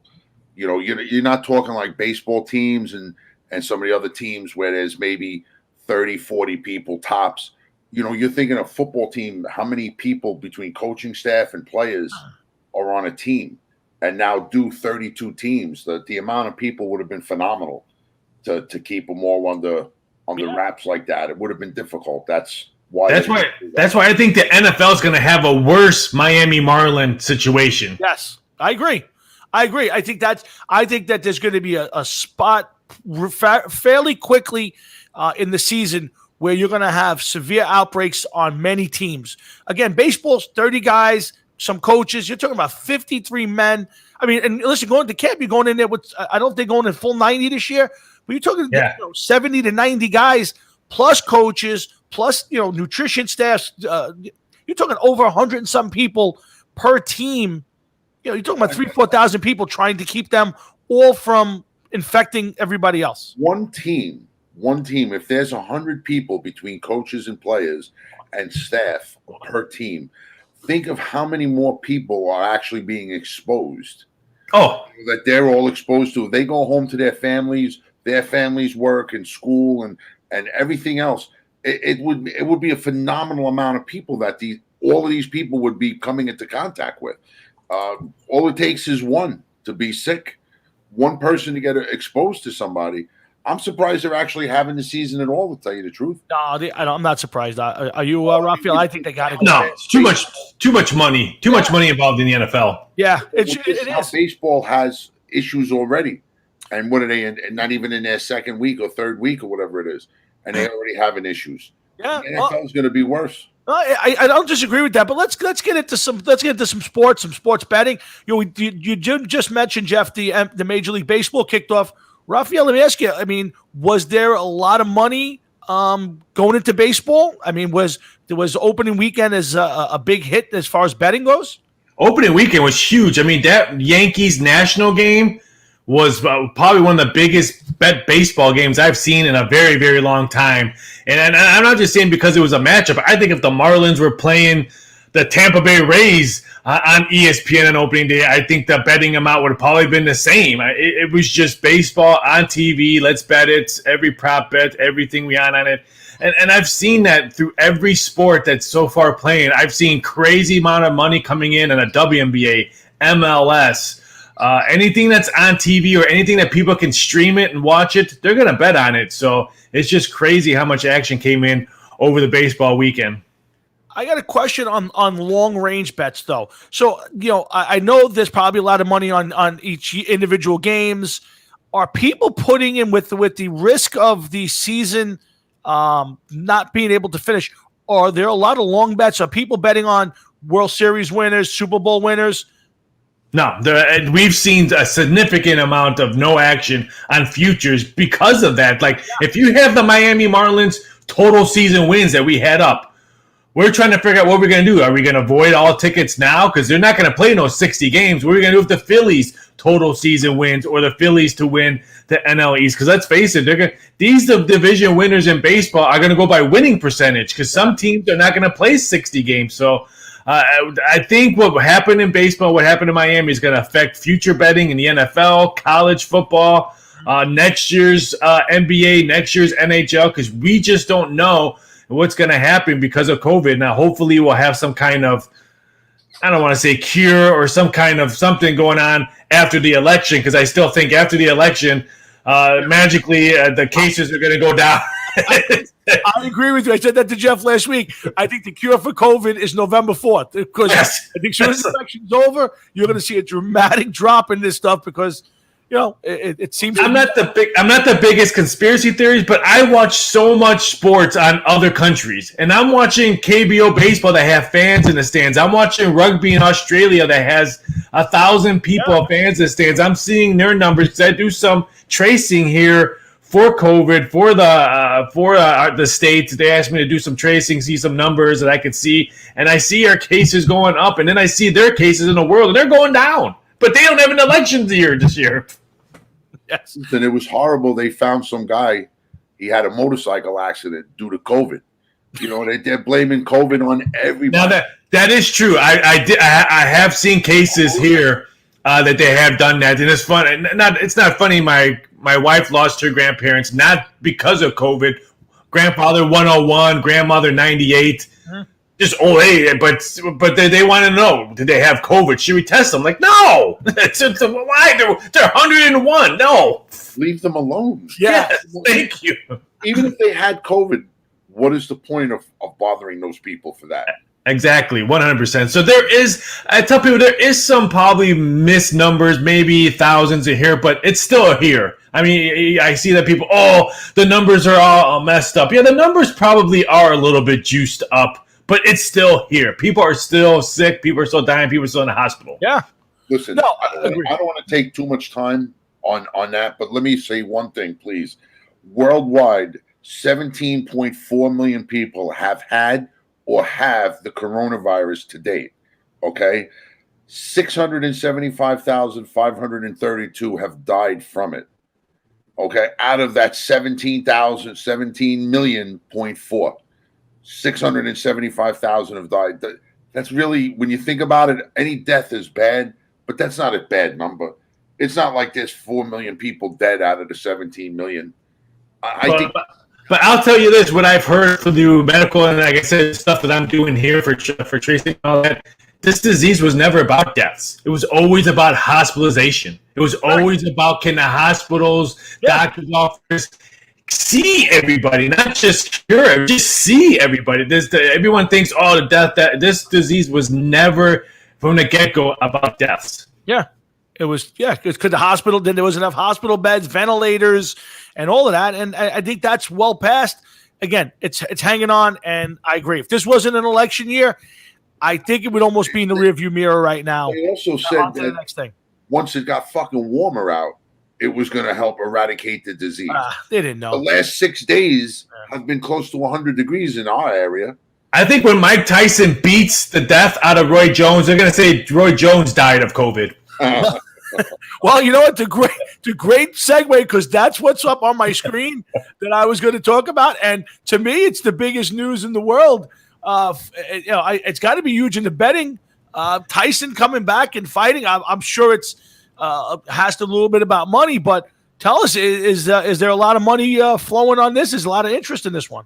It is, and it's funny how New Jersey and some of the states took this fight down because of the stipulations. There's no judging. It's 12-ounce gloves. If there's a cut, they're stopping the fight and declaring a winner that way. But you know what? It's still going to be Mike Tyson with laced-up gloves. I don't care if he has pillowcases on his hands fighting Roy Jones. I can't wait to watch this because I've seen all the training videos that Tyson's doing. I wish I looked like that. And I'm not even 50 years old like what Tyson looks like. I was there at MGM working when Tyson Holyfield, when he bit off the ear of Holyfield and Tupac died that night. I was working at MGM Sportsbook where it was just complete chaos. So I don't think it's going to be like that. I just like the way this is formatted. Tyson and Roy Jones are doing everything for charity. They're not accepting a nickel out of this fight. Everything that they're doing is for charity. They're going to have a list of all the charities that they're going to represent during this fight. And I'm glad Tyson's doing this all for charity. Yeah, I agree. I think it makes it look better. And he said something about a legend series. He wants to make this into bringing back some of the older fighters. But here's the question I'm going to ask. He looks like he's in great shape. He looks like he can fight. And, I couldn't name 3 professional boxers that are fighting right now because there's no there's no name. There's nobody out there that excites you. There's no Muhammad Ali. There's no young Mike Tyson. There's no Evander Holyfield. In my opinion, I don't watch boxing. At least in the heavyweight division. In general, could this possibly, with a good showing by Tyson, could this turn into something for future for him, a real fight down the line, Raphael?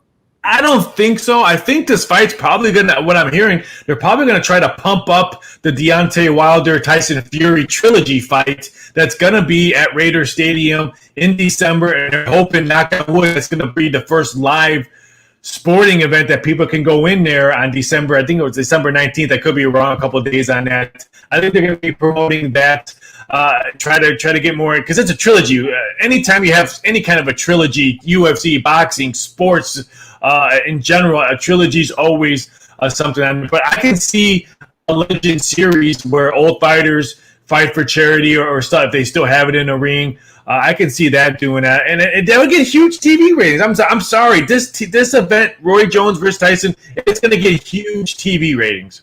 Oh, absolutely. I think no matter what whether or not people want to bet the fight itself, people are going to want to bet prop bets on this one tremendously. I'm going to have Mike Tyson, what color shorts? Of course, it's going to be black. But remember, he used to come out with just his shorts on and no shirt, and he was ready to go. I mean, I think he had his mouthpiece in his mouth already when he was walking into the ring sometimes. So it's going to be crazy and how many prop bets from the bosses are going to want me to do. So it's going to be fun. Yeah, I'm looking for. I have to be honest with you. This is the first fight that I will tell you in 20 years I have got excited and will actually pay for watch in some way. Since Meldrick Taylor, Pernell Whitaker was the last fight I think I watched. The Triple G Canelo Alvarez was really, really good in Las Vegas. The second fight was not as good as the first one. That was a really good fight. Yeah, just, you know what, back in the late 90s, they had so many of those controversial fights, Richard Steele getting involved in a couple of them. I just kind of got that's it. I think the one I think that was last for me might have been Mancini Hector Camacho. I think I don't know if you remember that fight, but Mancini I thought won the fight and they gave it to Camacho. I hated Camacho, but anyway, that's a whole different story. But I think boxing needed something like this, and who knows, maybe it kind of revives it, Jeff. Maybe it kind of brings it back around for the public. I'm glad you brought that up because we kind of lost track on it. I was going to bring it up and ask you guys what you thought. Well, the last time that Tyson fought, he was kind of like the bad guy. Yeah. He didn't have the backing of the crowd. Not that he once did when he was younger, but he seems to have gotten that back. He seems to be a fan favorite again. I personally think that they're going to try to push him for at least one fight. I think if he has a good showing, I think that somebody will try to push him for at least one fight. I agree. Wouldn't it? What would the lines be, Raphael, if Tyson came out and did one more professional fight, and if it was for a title? Would it be? It couldn't be for a title. It wouldn't be a title. It'd be maybe a top 20, top 30 fighter, maybe a young guy or an older guy with him, maybe with not that much knockout power, a fat guy, no disrespect to fat boxers, but a guy that's not in the best shape in the heavyweight division. Yeah. If he looks good against Roy Jones, speed-wise, defensive-wise, then I can see that just because they can plug his name. Because like I said, Tyson wants to just do this just because he doesn't want to accept it. He doesn't need money right now. He says he's earned a lot. He's got so much money in the marijuana business right now. I hope there's no drug test before this fight because I can guarantee he'll be high walking into the ring. Yeah, I kind of feel you're right on that. But I'm looking forward to it. I think it's, like I said, it's the first time in over 20 years that I'll get excited and watch a boxing match, whether it's, whether it goes to distance, they're wearing headgear. I was shocked to hear they're wearing headgear. They're wearing headgear? Yes, they have to wear headgear. I think by Vegas rules, they have to do it. Really? Yeah. Oh, so then he's definitely not knocking out Roy Jones Jr. Listen, I saw this video. First, he ain't going to be able to catch him. I don't know how fast he is. Roy Jones probably going to be faster than him. Probably. If he's wearing headgear, forget it. But Tyson, a lot of his knockouts came from the body. It didn't come from the head. He punishes the body. But people have to remember, Tyson lost three of his last 4 fights after he retired. McBride, I can't think of his first name. I think it was Kevin McBride, his last fight.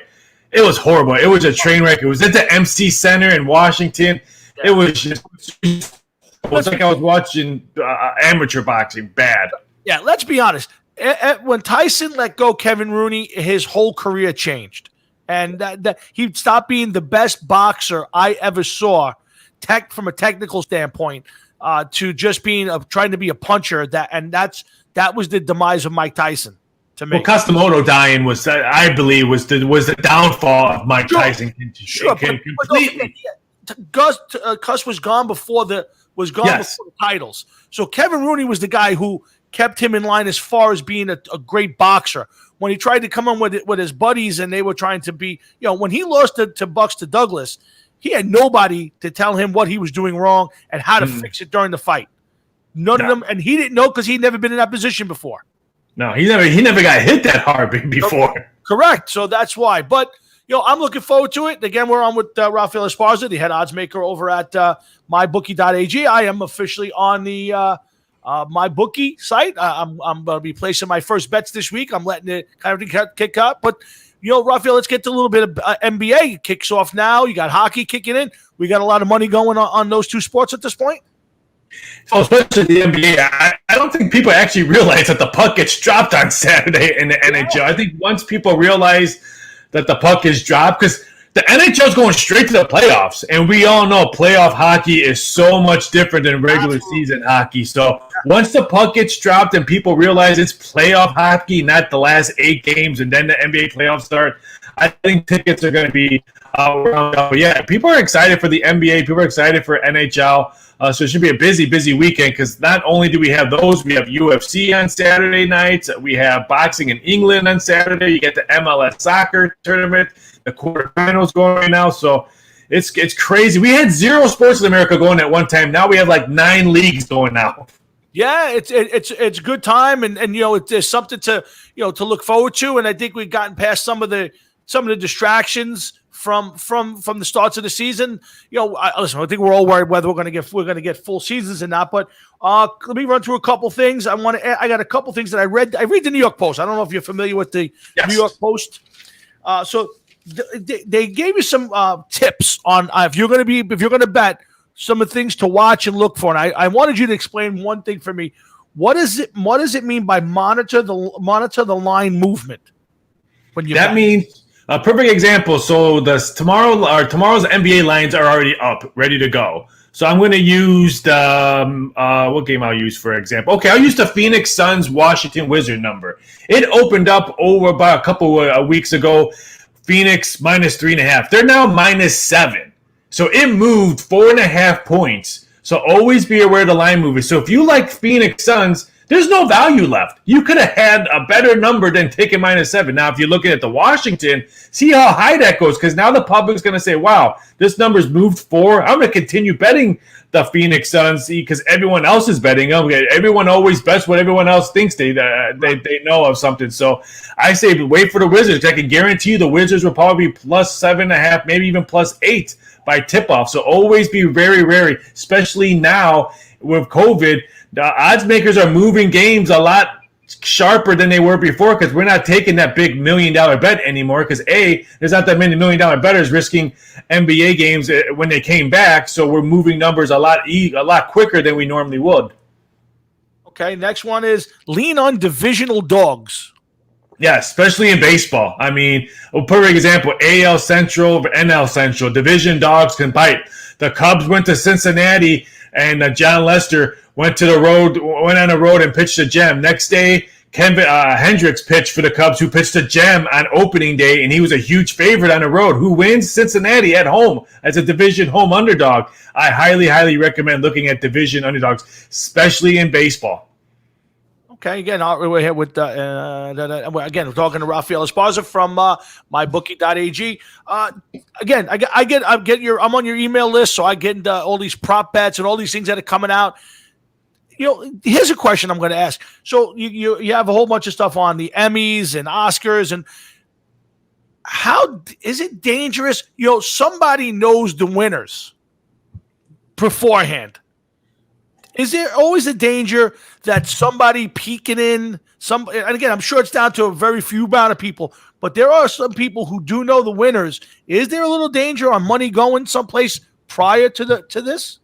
It is, but at the same time, we're not taking a $10,000 bet on who's going to win Best Outstanding Actor in a Comedy Series for an Emmy bet. I mean, some of these bets are max bets, maybe $500, maybe just $100. So, yeah, if you want to risk $100, because let's face it, we've all seen some head scratchers and a lot of entertainment stuff, wrestling stuff that's been voted on. So, I mean, we're not taking, like I said, 6 figures on Emmys, MTV Music Awards, and stuff like that. But there's risk. But at the same time, we'll roll the dice on that risk because we're hoping someone cashes that ticket. And once that NFL week or Super Bowl, we're hoping they bet that money. Yeah, and Jeff, there's some interesting ones. I mean, they're betting on global warming betting odds. I mean, I go through the site and I get there's some really stuff that you scratch your head over. I'm trying to flip my pages. What will the CO2 measurement be for October 2020? I mean, where do you come up with these things? That one, it's when first of all, when NASA sends you an email, you usually respond to it really quickly. And they responded to, they requested an email about that. They said, hey, we know you do a lot of research on odds and stuff like that. We would be curious to see what you think on stuff. So they sent me a whole bunch of stuff that they wanted me to look at. So I did, and I put betting odds, and I sent it to them, and we posted it. So it was a good, probably 3 full days of research and reading stuff about the water temperatures and global warming odds, and I learned a lot. I probably learned more in 3 days than I did in high school. And I'm saying hello to Joe Flynn and everybody down at Millie's in Staten Island. Is Joe Flynn still on? He's Joe Flynn's listening. Yes. Tell Joe Flynn, please. Stop with the Shannon Briggs stuff, please. Please stop with the Shannon Briggs. Yo, listen, I would like to see Mike Tyson fight Shannon Briggs now. That'd be an assault. Why not? So Shannon Briggs is out of his mind. He's a monster. Raphael, what do you think about Shannon Briggs? No chin. The guy was a washout when he was fighting in his prime. One thing about Shannon Briggs, if you went to the body early, his head looked like probably a bobblehead by the late rounds, and that's why he lost a lot, because everyone knew go to the body early, and he drops his hands, and you can connect them all day long through the head. Loving it. So a couple more things from me, Raphael, then we'll let you go. Again, make sure you guys go to mybookie.ag. Drop some bets. Have some fun. Baseball's back. Hockey's coming. Here comes basketball, and we're around the corner from football. Plenty of boxing, plenty of things to bet on. So come on, go to mybookie.ag. Drop some money. Let's have some fun. Raphael, what do you think about the baseball expanding the playoffs? I mean, maybe it's good, I'm sure, for you guys, but from a 10 to 16 games – we've already we're down to 60 games, and now you're expanding the playoffs. You've almost made the regular season meaningless. Yeah, it's going to be interesting to see what happens. I don't know why they did it, and maybe they might not even have the time to do it now that teams may not be able to play in the playoffs. But I like the format and why they did it, because some good teams were missing out of the playoffs. And I think that just tells me that they really want the Dodgers and Yankees to be in the playoffs this year if they keep on adding more teams, because I was telling people I didn't think the Yankees or Dodgers were going to make it to the World Series. I like the format. I know why they did it. But at the same time, I bet you they didn't think this Miami Marlins thing was going to happen. I don't think they would expand the roster if this Miami Marlins thing happened. Yeah, I have to tell you, I think that's right. I think you might be struggling to have 16 teams healthy and playing at that point in the season. And I think they're just trying to get some thunder back. I mean, baseball took a black eye with people not wanting to play a shortened season. I think they just wanted to get some thunder back. Let's face it, they're going to be going up against the NFL only, because the NBA is not going to start till December, and so is the NHL. So there's nothing really going to be on TV Monday, Tuesday, Wednesday, Thursday. So why don't you show baseball playoff games? Yeah, I get it. I just think, like I said, I was looking forward to baseball this year because 60 games, every game means something. You can't give away an inning. The Mets lost last week and the bullpen blew it. It's a big game. I know it's only game 2, but it meant something. Now you're putting 16 teams in the playoffs. Now it's almost like, well, we don't have to be that good because we could sneak in, on the second, third wild card. And to me, it takes a little bit away from the season. I understand why they did it. And yes, in playoff time, we're all going to be happy to see a lot of baseball. But I just think it takes away from the have to win mentality of 60 games. I agree. It took every game pretty much mattered. I mean, big series this weekend, Minnesota with the Cleveland Indians. I mean, if one team got swept, it's almost like losing 6 to 8 games against your division rival. Absolutely. So to me, you've negated that pressure of winning, and I got to watch tonight's game because if my team goes on a 2 or 3 game losing streak, boy, I'm in trouble. We're in trouble. And now you said, okay, it doesn't matter if you lose 3 or 4 games because we're going to let more people be in the playoffs. That's my only thought on that. I'm not huge on the whole 16 games, but I'm sure. At least you don't have to watch the Yankees tonight because they're playing the Baltimore Orioles. I got it on the screen in front of me right now. 5-4 Yankees. I watch them every night, but sorry, I see the Mets are losing a little bit, but I got the Yankees on. But Raphael, anything you want people to come to the site and check out? You got something you want to promote? No, I mean, jump over to my 50% sign-up bonus. We're going to have some big NFL announcements coming out. We're going to do a huge contest for the NFL upcoming season. It's just a great time to, like I said, to watch U.S. sports because you have everything going on right now. Saturday, the puck gets dropped. You got the NBA. You got Major League Baseball. It's just a great time where at one moment, a couple of months ago, we had nothing on TV. Now we need to buy more TVs because there's too much stuff on TV. Hey, I don't know. The people down at Millie's restaurant are asking. They want to know if you want to. I don't know if you do this. They're looking for the favorites to win the cup. You want to throw a couple of favorites out to everybody who's listening? Of course, the Boston's going to be hard to beat. I know you guys don't want me to hear that. Say that just because of where you guys at Tampa Bay. I think is going to be looking for some redemption. What happened to them?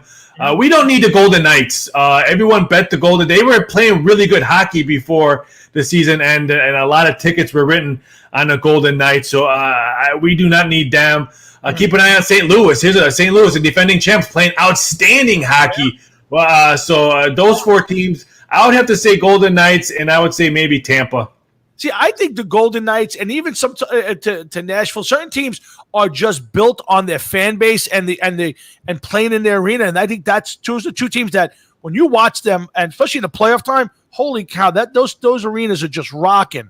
I think you lose a little something from those teams. Yeah, keep an eye out for Toronto. They're pretty much going to be in their backyard all season, playoff long.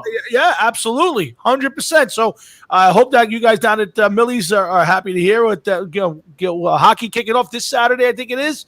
So we'll get more. Raphael will be back in 2 weeks. And Raphael, thanks for being on part of the show on a weekly basis. Tonight's our 6th anniversary on the air. And thanks for being part of the show, brother. Happy anniversary, guys! Enjoy those emails. I got some good ones coming up for the next couple of weeks. I save them all. I got them all printed out in front of me here. So I'm looking forward. I'm going to start dropping some bets tonight. As a matter of fact, I've put down some stuff on paper. So let's see how I do. I'll let you know. Take it easy, guys. Have a great weekend. Stay safe. See you too, Raphael. Everybody, Raphael Esparza. He's the head odds maker down over at mybookie.ag. Check him out. Make some bets, guys. Jeff, good show so far. You having some fun? Yes, sir. Now we got to get to some stuff, Jeff. I got to bring it up. Please. Okay, Please. Here we go. I think I'm going to start with Mets baseball only for one reason. Wait, because it's something I want to bring up, but we're going to skip it. We're going to go to a favorite topic of mine. You ready? The fact that there's a loser team in New York who wears green that can't seem to keep their best players around. That no matter how good they might get, their players go out of their way, scorched earth to leave. And I want to talk about the Jamal Adams situation, Jeff. I'll let you go first. I want to bring up the fact that we could go on Spotify. Go ahead. That's right, people. Spotify. Spotify.com. And listen to all of the fucking comments that Tommy made about Jamal Adams, how this guy's got to go. He's a cancer. He's this. He's not. It's over. Now all of a sudden the Jets can't hold on to their best players. Well, let's be honest. The Jets made a trade, okay? And I feel as though that trade, they couldn't have asked for a better return on Jamal Adams. I'll agree with you on that. Okay. The only issue that I have with this trade is that they made it with Seattle. So the 2 first rounders are going to be a high draft picks. Okay. But on the flip side, there's so many things that they could do. They don't even have to hold on to those first rounders. They could package them, trade them, do whatever they got to do. They could take a first and a second rounder, take a first rounder this year and a second round the next year and make a trade for something. And this is big. And I seen it on just before. And I'm going to want to ask you this. Sure. When I read it. Sam Darnold tanks this year. They're right up there for the first round pick. They could give up 3 ones to move up to number 1 next year, possibly, depending on who's coming out and how good everybody was. This opens up so many different possibilities for the Jets.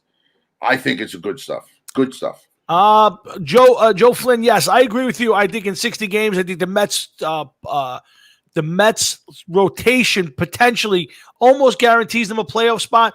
I still don't love their bullpen, and I think they're not a great defensive team. So in a short season like this, Joe, it makes it difficult. But if Matt pitches well like he has the first game, if DeGrom is DeGrom, I think they will be there at the end of the season and a tough out in the playoffs. So I'm not picking them at this point, but I think the Mets will be there. Jeff, to answer your thing, I agree with you 100%. I think it was a great – if you were going to get stuck having to trade a player, and I think Joe Douglas should be lauded for what he did. He got 2 number 1 picks, a starting player, and a number 4 for a guy that everybody knew didn't want to be there. He got a starting player, 2 number 1s, and a number 3. Okay, agree. Here's my only problem, and I'm saying this as an organization. I can't blame Joe Douglas because he's only had 1 draft. But the Jets have not necessarily hit on their number 1 picks the last 10 years. So I don't think they have a number 1 pick on the team. Right. So my point is getting number 1 picks getting number one picks is not going to guarantee. Now, I do like your idea of packaging these picks. I just think that right now you've traded away your best player. Now, again, I'm not holding safeties and not higher guard. I think they had to do what they had to do. Jamal Adams is an asshole, and I think he wasn't even liked in his own locker room. He wasn't even liked. Did you see the comments from Le'Veon Bell? Yes, I did. Yeah, so I think he did really well. My only thought would be, now I'm expecting the Jets to take all of these picks, 2 number 1s and number 3, and turn them into real players, and that doesn't appeal to me at this moment. Well, one, it depends. It totally depends because, one, it depends. Let's take next year's draft. Yep. Okay, let's say that Donald is subpar and he's exposed. And it turns out that Sam Darnold is not what everybody hoped he was, which I really don't think he is, to be honest with you. Hard for me to say. But I don't think. Okay. Come on, man. If he was your quarterback for your Giants, do you feel comfortable with him as your quarterback? Again, here's the problem. He hasn't stayed on the field right now. What I've seen has been up and down. He's been very. Has he had one game? Has he had one game that you could remember that you left and you were like, wow? No. Okay. I agree with that. No. Enough said. So 2 years into the league of playing, 2 seasons, starting his 3rd season, and never once has he had a game that you turn around and be like, wow, holy shit. Yeah, Joe Flynn, tell Allison we said hi and tell her make sure she tunes into the Hard Rocket Sports Show every week. We love everybody at Millie's, and maybe we'll come out there for some dinner when we get a chance when we get a Thursday free or a night free. But yeah, I agree, Jeff. He hasn't blown anybody away, but let's say let's take him out of the mix right now for this conversation. Who? Sam Darnold. Let's just deal with the Jets and what this trade has done. And now it's made them not as good as last year. Now, again, I don't put a lot of stock in paying a safety a ton of money. So that was the first thing. 2, my biggest problem with this trade, Jeff, is the fact that the player got what he wanted. He got off the Jets. He went to a playoff team or a playoff caliber team, and he did it by, talking crap about his teammates, talking crap about the coach, the owner. He has, he basically won. That's my problem with it. Yeah, he did. He won big time. But he won doesn't necessarily mean that Seattle won. No. Seattle gave up a boatload of stuff. Yeah.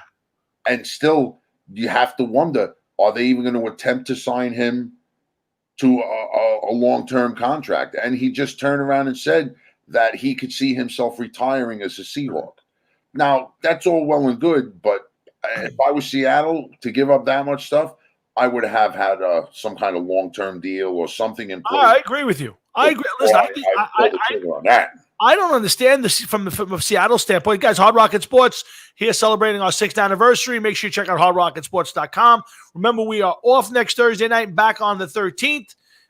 We taking a break for next week, but we'll be back on the 13th. But I don't understand it from a Seattle standpoint because how much better does Jamal Adams make anybody playing safety? This isn't a corner, a shutdown corner. This isn't a defensive end.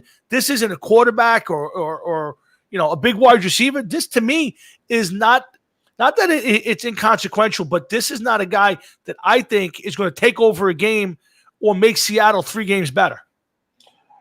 I don't know, Tom. I mean, you remember Troy Polamalu, the game that he used to play and what he did for the Steelers. I firmly believe that Adams is on his way to becoming that kind of player.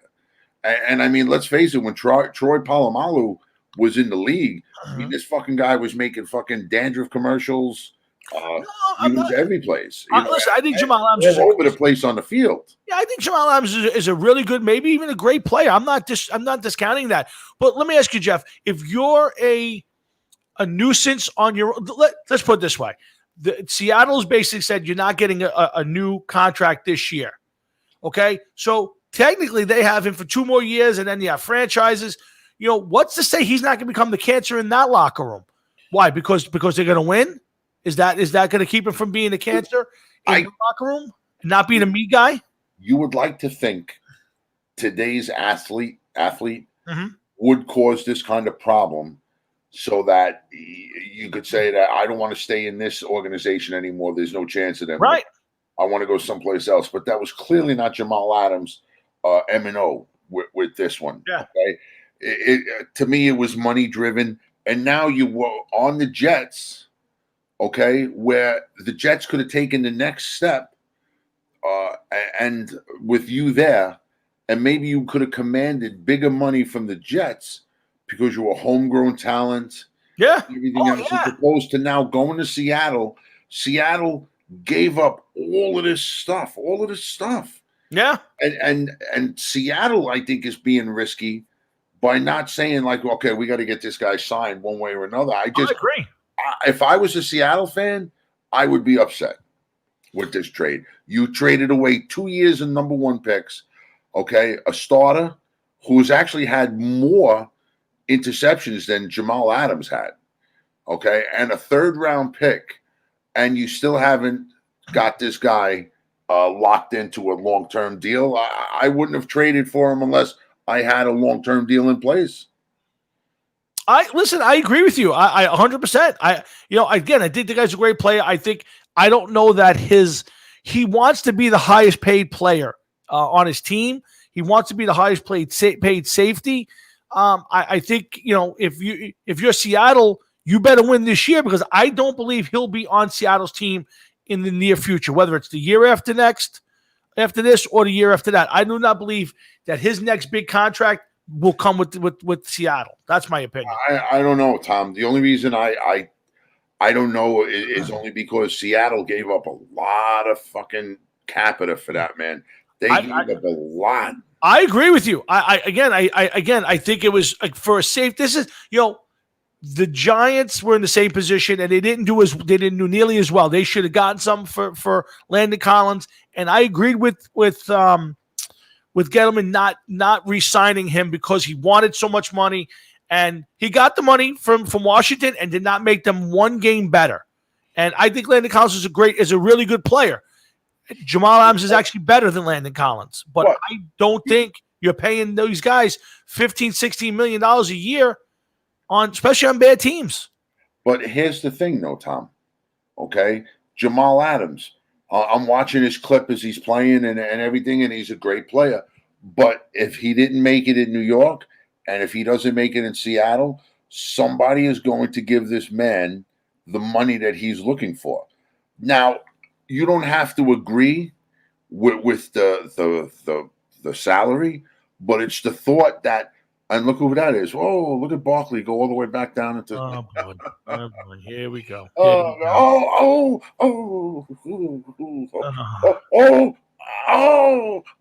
my goodness. Oh, boy. Oh, my goodness. Look at that. I'm not dumb. I'm not going to keep that up there and listen to you. Somebody is going to pay this man and others like him. And that's the thing, Tom. It does not matter. There's somebody there that's salivating that'd be like, this guy is almost free. He's almost free, and we're going to get him. But in the case of Seattle, you gave up. Is any player worth 2 number 1 picks right now? Boy, I mean, you want to take it to Patrick Mahomes, I would say. If you could trade for Patrick Mahomes and give away 2 number 1 picks, you do it.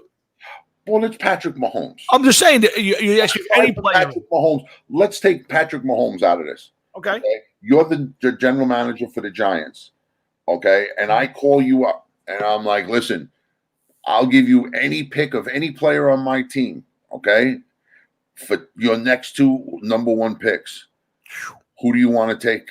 That's a tough one. And my team is completely open. I got everybody in the league. Who do you want? That's a tough one. I'd have to really think about that. I'm trying to think the closest, and I'm not sure I would do it today with him, but Aaron Donald may be a guy who's a big of a force. A little bit older now. No, that's what I'm saying. It's a tough one. The same thing with J.J. Watt. They're a little old, a little more beat up. Well, J.J. Watt's beat up, definitely.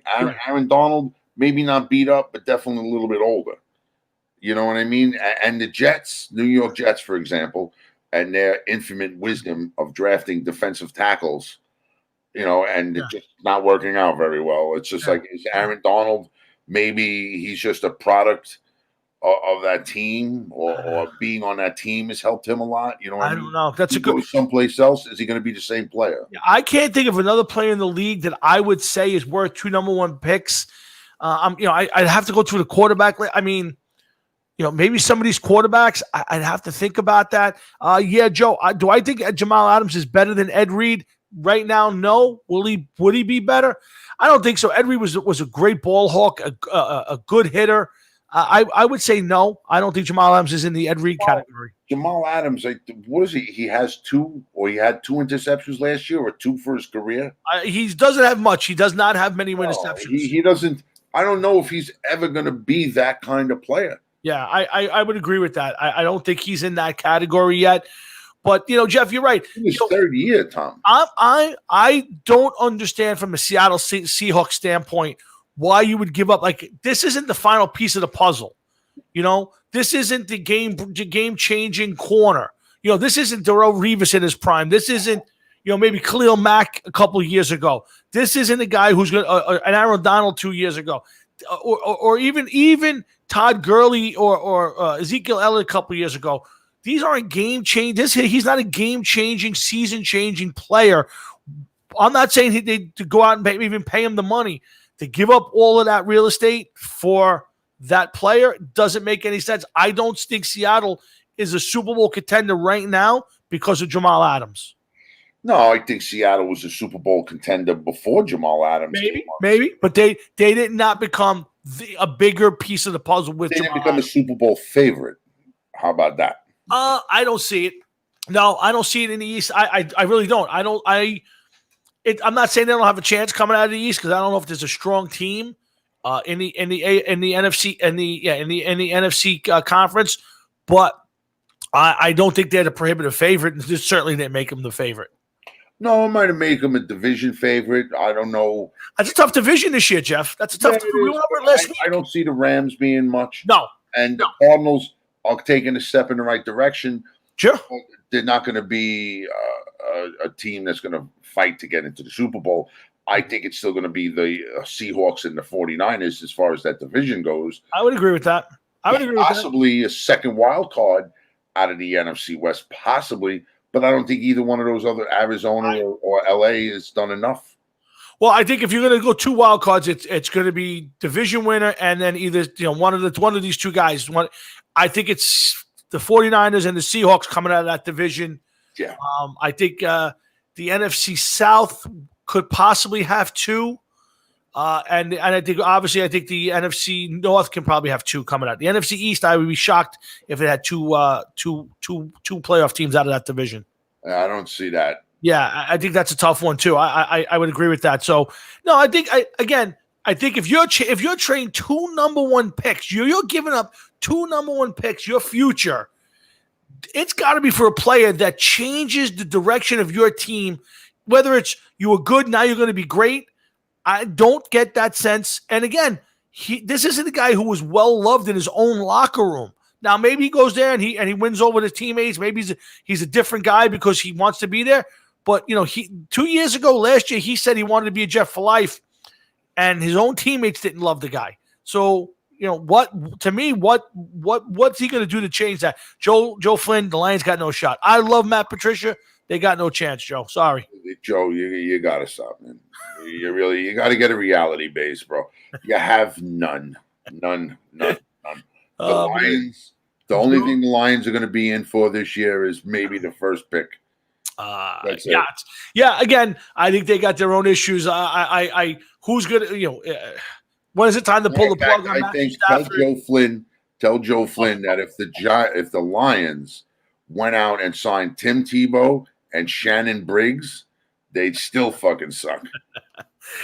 Stafford MVP for the season, he said, Jeff. But Joe, I will say this much: if Stafford played on a little bit of a better Lions team, his name would be involved with MVP consideration. Jeff, here's a guy who played with one of the best receivers of our generation in Calvin Johnson, and still couldn't win a playoff game. Yeah, but Tom, I'm glad you said that. Go ahead. let's real quick look at this. You're Matthew Stafford. You get the ball back. You're on your own 15-yard line. Okay. Yep. Now you got Megatron. Yep. Now 4 or 5 pass plays later, you're down into nearing the other team's red zone. Now you're another pass, bang. You're on the 15-yard line. You get 3 tries to get it in. You don't get it in. Now you got to kick a field goal. Yep. Or you actually get it in. But the bottom line is that within those 5 or 6 plays that you ran, you burned 45 seconds. Okay. Now, in burning 45 seconds, you're still left. How much time left on the clock? Now the other team comes out and grinds it out. They pass, they run, and everything else. Just because you got the greatest receiver doesn't mean anything, because you're not holding the ball. You're not burning time off the clock. So you can have Jerry Rice and Megatron on there and still suck.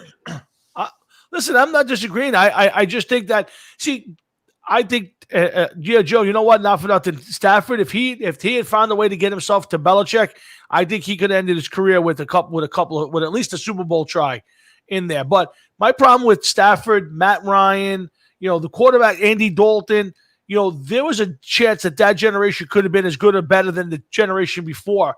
And it never came out, Jeff. It never happened. They never took it to that next level. They haven't, but you're talking about money-wise, they did. What's that? Money-wise, they did. They all got paid big money. Yeah, but now the money that they had gotten isn't big money now. $27 million. Would Stafford get $27 million a year? That's a lot of money. I know it's not a lot of money. $50 million, but Dak Prescott may get fucking $33, $34, $35 million a year. Yep. You know what I mean? And it's, forget it. That's $27 million is a bargain now. Listen, I'm not disagreeing. I just think that, forget about the money aspect of it. That generation that came after Brady, Breeze, Peyton, Eli, Ben, Rivers, that generation, again, Ryan, Stafford, Andy Dalton, I'm sure I'm forgetting a couple other guys. Maybe I'll throw Cam Newton in there, but that next generation never took it to the next level of dominating the league and pushing themselves into that elite category. But there's only a couple players that are really elite.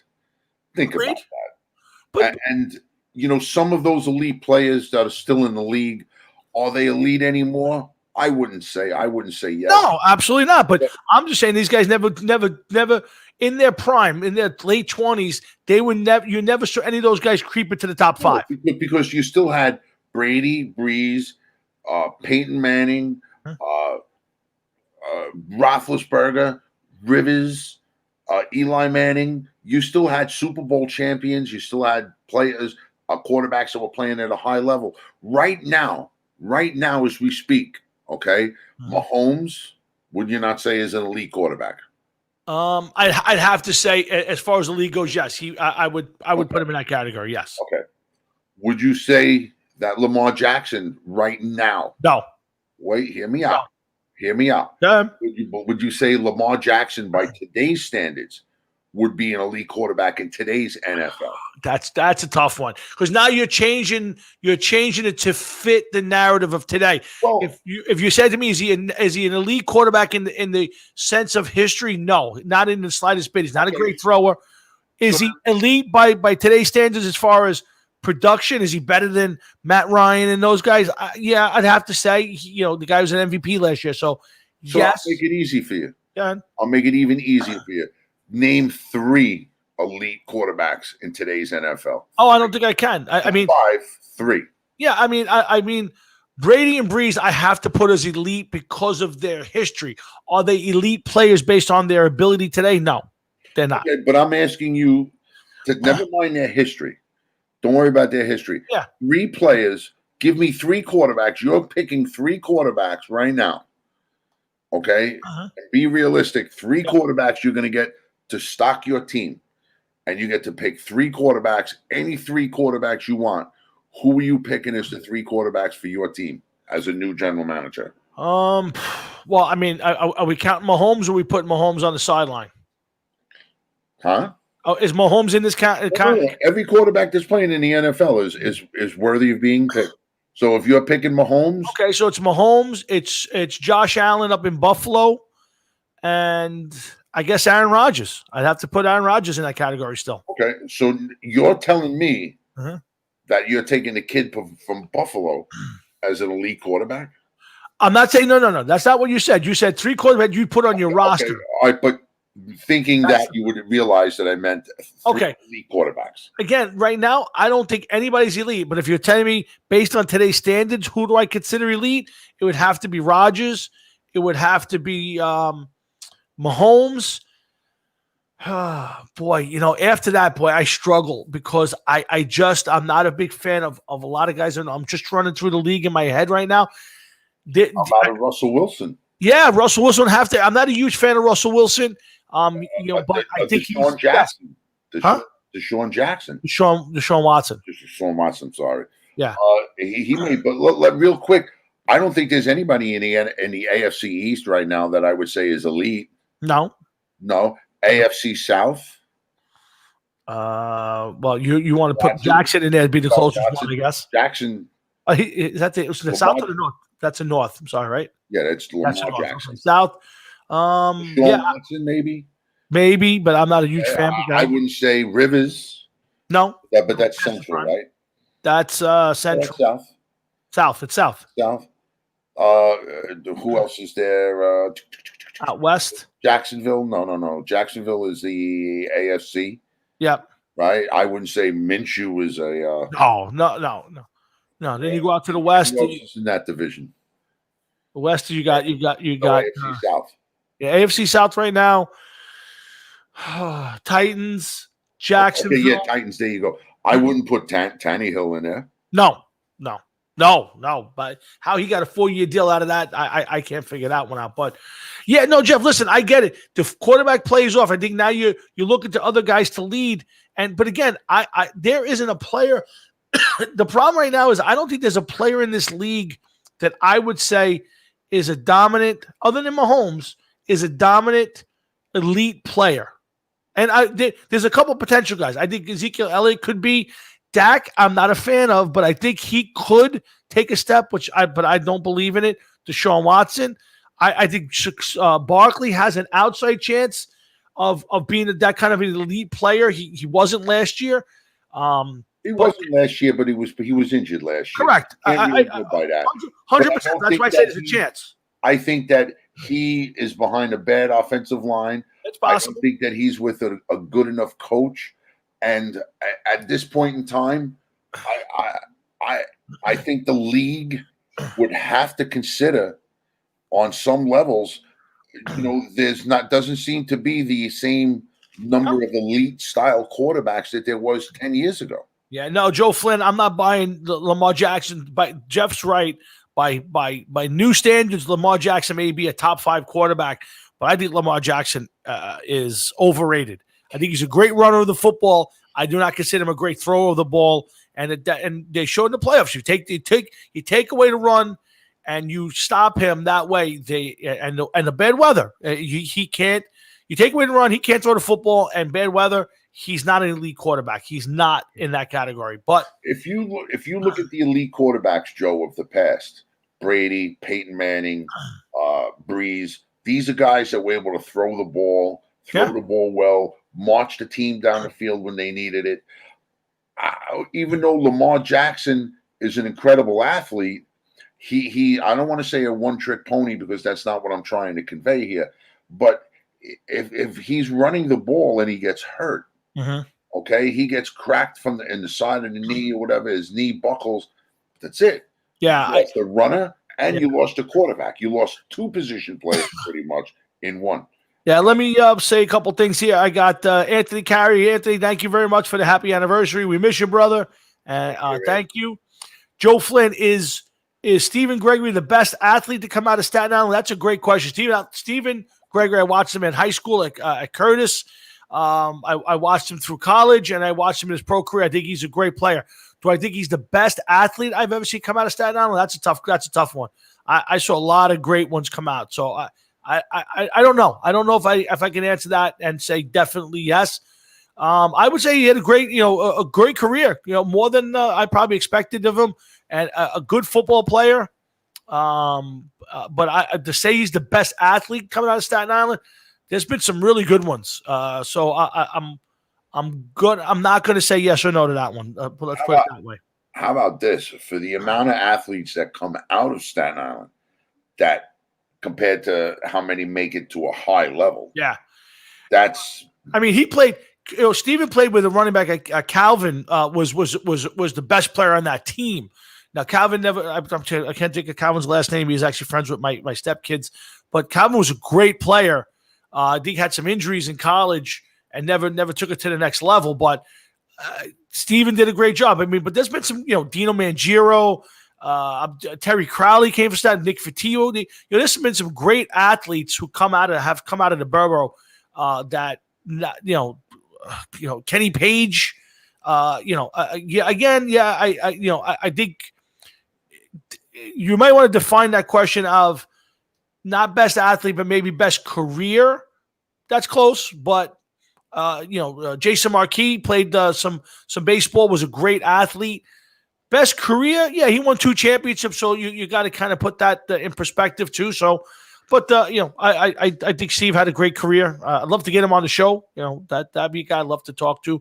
Joe Andruzzi won, I think, 3 Super Bowls with the Patriots, coming out of Staten Island. Joe. So if you're defining it by championships, there may be other ones. Was Ricky Grimaldi the Nude Up Central's truth? I'm not sure about that. I don't know how to answer that one. There's a question for everybody. Yeah, what happened to Ricky Grimaldi? Ricky Grimaldi. He used to listen to the show every week. Yeah, he used to be part of the show every week. Would be on Facebook. I haven't seen him or nothing. Yeah, he's disappeared. That's got to be at least 2 years since I've seen anything from Ricky Grimaldi. Yeah, about that. Yeah, it's got to be. But I heard Rick was scouted by NFL scouts. It's possible. Rick was a guy when he was a kid. I never thought of him much as an athlete, but he went to college and he really turned himself into a good football player. Why what happened? I have no idea. Ricky was a good player in college. He went off the rails a little bit, Ricky. I don't know. I you probably know better. Yeah, I couple times he came to watch us play in a couple different shows, and one time in particular he had a cooler with him, and he's feeding me fucking beers as I'm playing, which it was hot. It was playing down the beach, so like, I'll take him, no problem. And he was like right up in between each song. He's right up in the front of the stage. He's like, I feel you in my fucking chest. In my chest, I feel you here. Like how he was. I was like, I gotta go play Rick. I feel it in here, in my fucking chest. He should have been a professional wrestler. I think he'd fit right into the professional Ricky wrestling. Grimaldi one time said something silly up in the fucking PS13. So me being even more retarded than Ricky Grimaldi decided to take him up on it, which was like, let's wrestle. So I was like, okay. And if he ever tells you the story, he'll tell you I was the only one to step forward. And he threw me around like a rag doll up in PS13.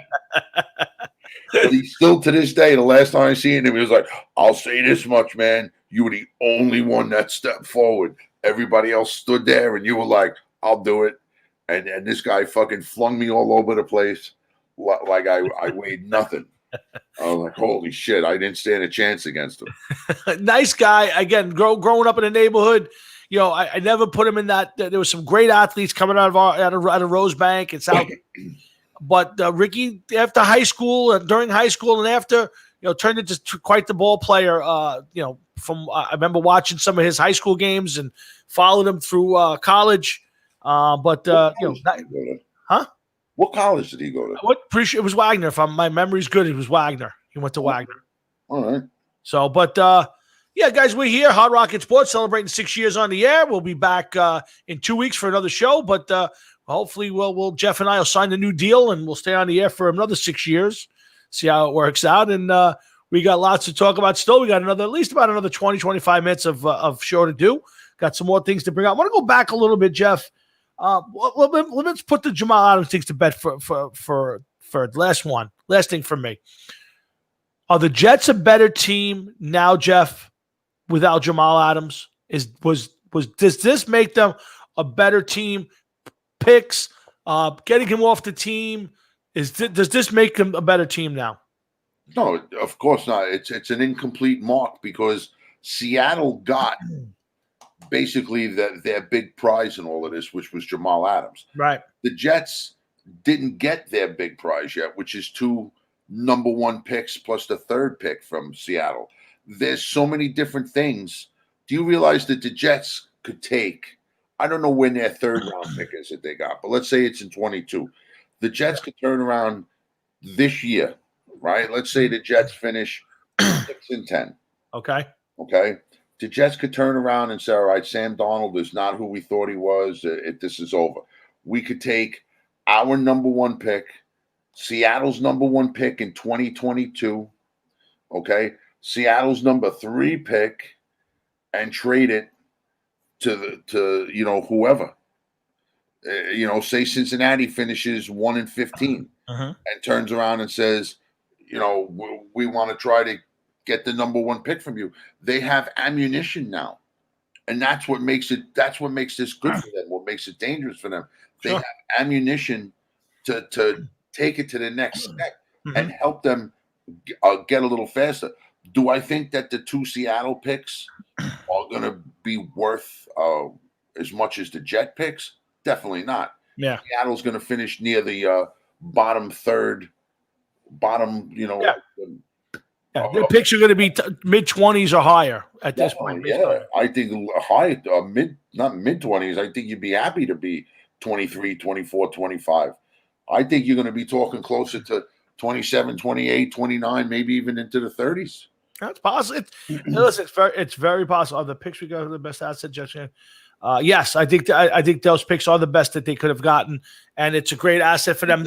Listen, anytime you can think about this, in the next 2 drafts, they have 4 number 1 picks. Who asked that question? Joe Flynn. Joe Flynn? Really, Joe? 4 number 1. They're going to get 2 number 1 picks for a player. Yeah, that's big, man. 2 number 1 picks and a 3rd rounder. Yeah, plus a replacement player. Yeah, it's not like they got they got a starter. You got a starting player, running back or something that they threw him in. Yeah, they got a replacement safety. Yeah, he doesn't seem like he's a bad safety. Yeah, no, I agree with you 100%. I think they did a very well job at what they do with it and how far they go with it. I'm not 100% sure. But Jeff, let's move on. I do want to get Who's this fella? I want to bring that. So the guy on the screen is a gentleman by the name of Bruce Maxwell. Do you know who Bruce Maxwell is, Jeff? Evidently, he's a Major League Baseball player. It says Bruce Maxwell was the very first Major League Baseball player to kneel for the national anthem. Okay. Now, Bruce Maxwell has been out of the league for a couple years, and he has been on record saying that basically he's been blackballed from the league because of that whole thing. Certainly looks like he hasn't been blackballed by the smorgasbord. What Bruce, and I want to play you the clip because you need to hear it. But Bruce Maxwell decided at some point to order some food to his house, and then decided to point a gun at the female delivery driver. Wow, we could see that he's ordered some food. Yes, definitely, without a doubt. So I'm going to play you a little of this, and I play this because this is the craziness of this whole social justice thing. But let me play you a minute of this, and then you tell me why Bruce Maxwell, who by the way is in negotiations to sign with the Mets, why he's been out of the league for a couple of years. Listen to this and tell me what you think. Okay, hold on. Fucking 20 minutes ago, dog. Y'all want to fucking come up and knock on my goddamn door? What? You gonna stare at me? Think I'm fucking intimidated, bro? Cool. I hope so. I'm not fucking afraid of none of y'all niggas. I don't give a fuck. Cool. Yeah. What? Guess what? Fucking half of America afraid of y'all motherfuckers. Yeah, that's the reason why I took a knee. Fucking anthem, dog. Fucking our country is afraid of the fucking police. You wanna know why? Because the fucking police does unjust shit and gets fucking paid leave for it. It's the fucking reason why I need, bro. First of all, not the brightest bulb in the box, and not the very most articulate fellow in the world. Oh, there's so. First of all, the guy is is a moron. If you're getting ready to sign a deal with a team, you don't do stuff like this. Well, this is old. This is not right now. This is basically why he's been out of baseball for a couple of years, because of this incident. He, pointed a gun at a female delivery driver, but he's been on record now saying, I haven't played in baseball because I knelt for the national anthem. I would beg to differ, Mr. Maxwell. I got a feeling this incident, beside holding the gun, just the ramblings of an incoherent idiot. I'm assuming, Jeff, that he might be on some sort of it's possible, or narcotic, was probably the reason why the guy hasn't been in baseball for a couple of years. Would you agree? Yeah, he's definitely dabbling with something. Yeah, let's give me. I want to play just a little bit more because you got to get the full effect. Hold on. A fucking mix, dog. My mom's fucking white as shit. My dad's black as a motherfucker. Guess what? I'm uncomfortable in this fucking country. I'm uncomfortable in fucking Arizona where I pay my goddamn taxes. Yeah. How's that fucking make you feel? You probably don't give a fuck. You probably don't give a fuck either. Yeah. You don't give a fuck, bro. You don't want to know why? Because y'all motherfuckers, regardless of who the fuck you are, make minorities feel uncomfortable. Y'all make y'all's whole fucking. Now, when he says the police make minorities uncomfortable, would you venture to say that if you were a female delivering food to somebody and that person, regardless of race, held the gun to your head for basically no reason, would you think that they're maybe more likely to make them uncomfortable than a couple of nice officers from Arizona, Jeff? Would you agree that maybe he should have been looking in the mirror and kind of figuring all that out? There's a lot of things he should have been doing. Yeah. Unbelievable what some people allow themselves to get into. I used to deliver pizza. Me too. I delivered for Danny. And there was one house that I went to that I got spooked.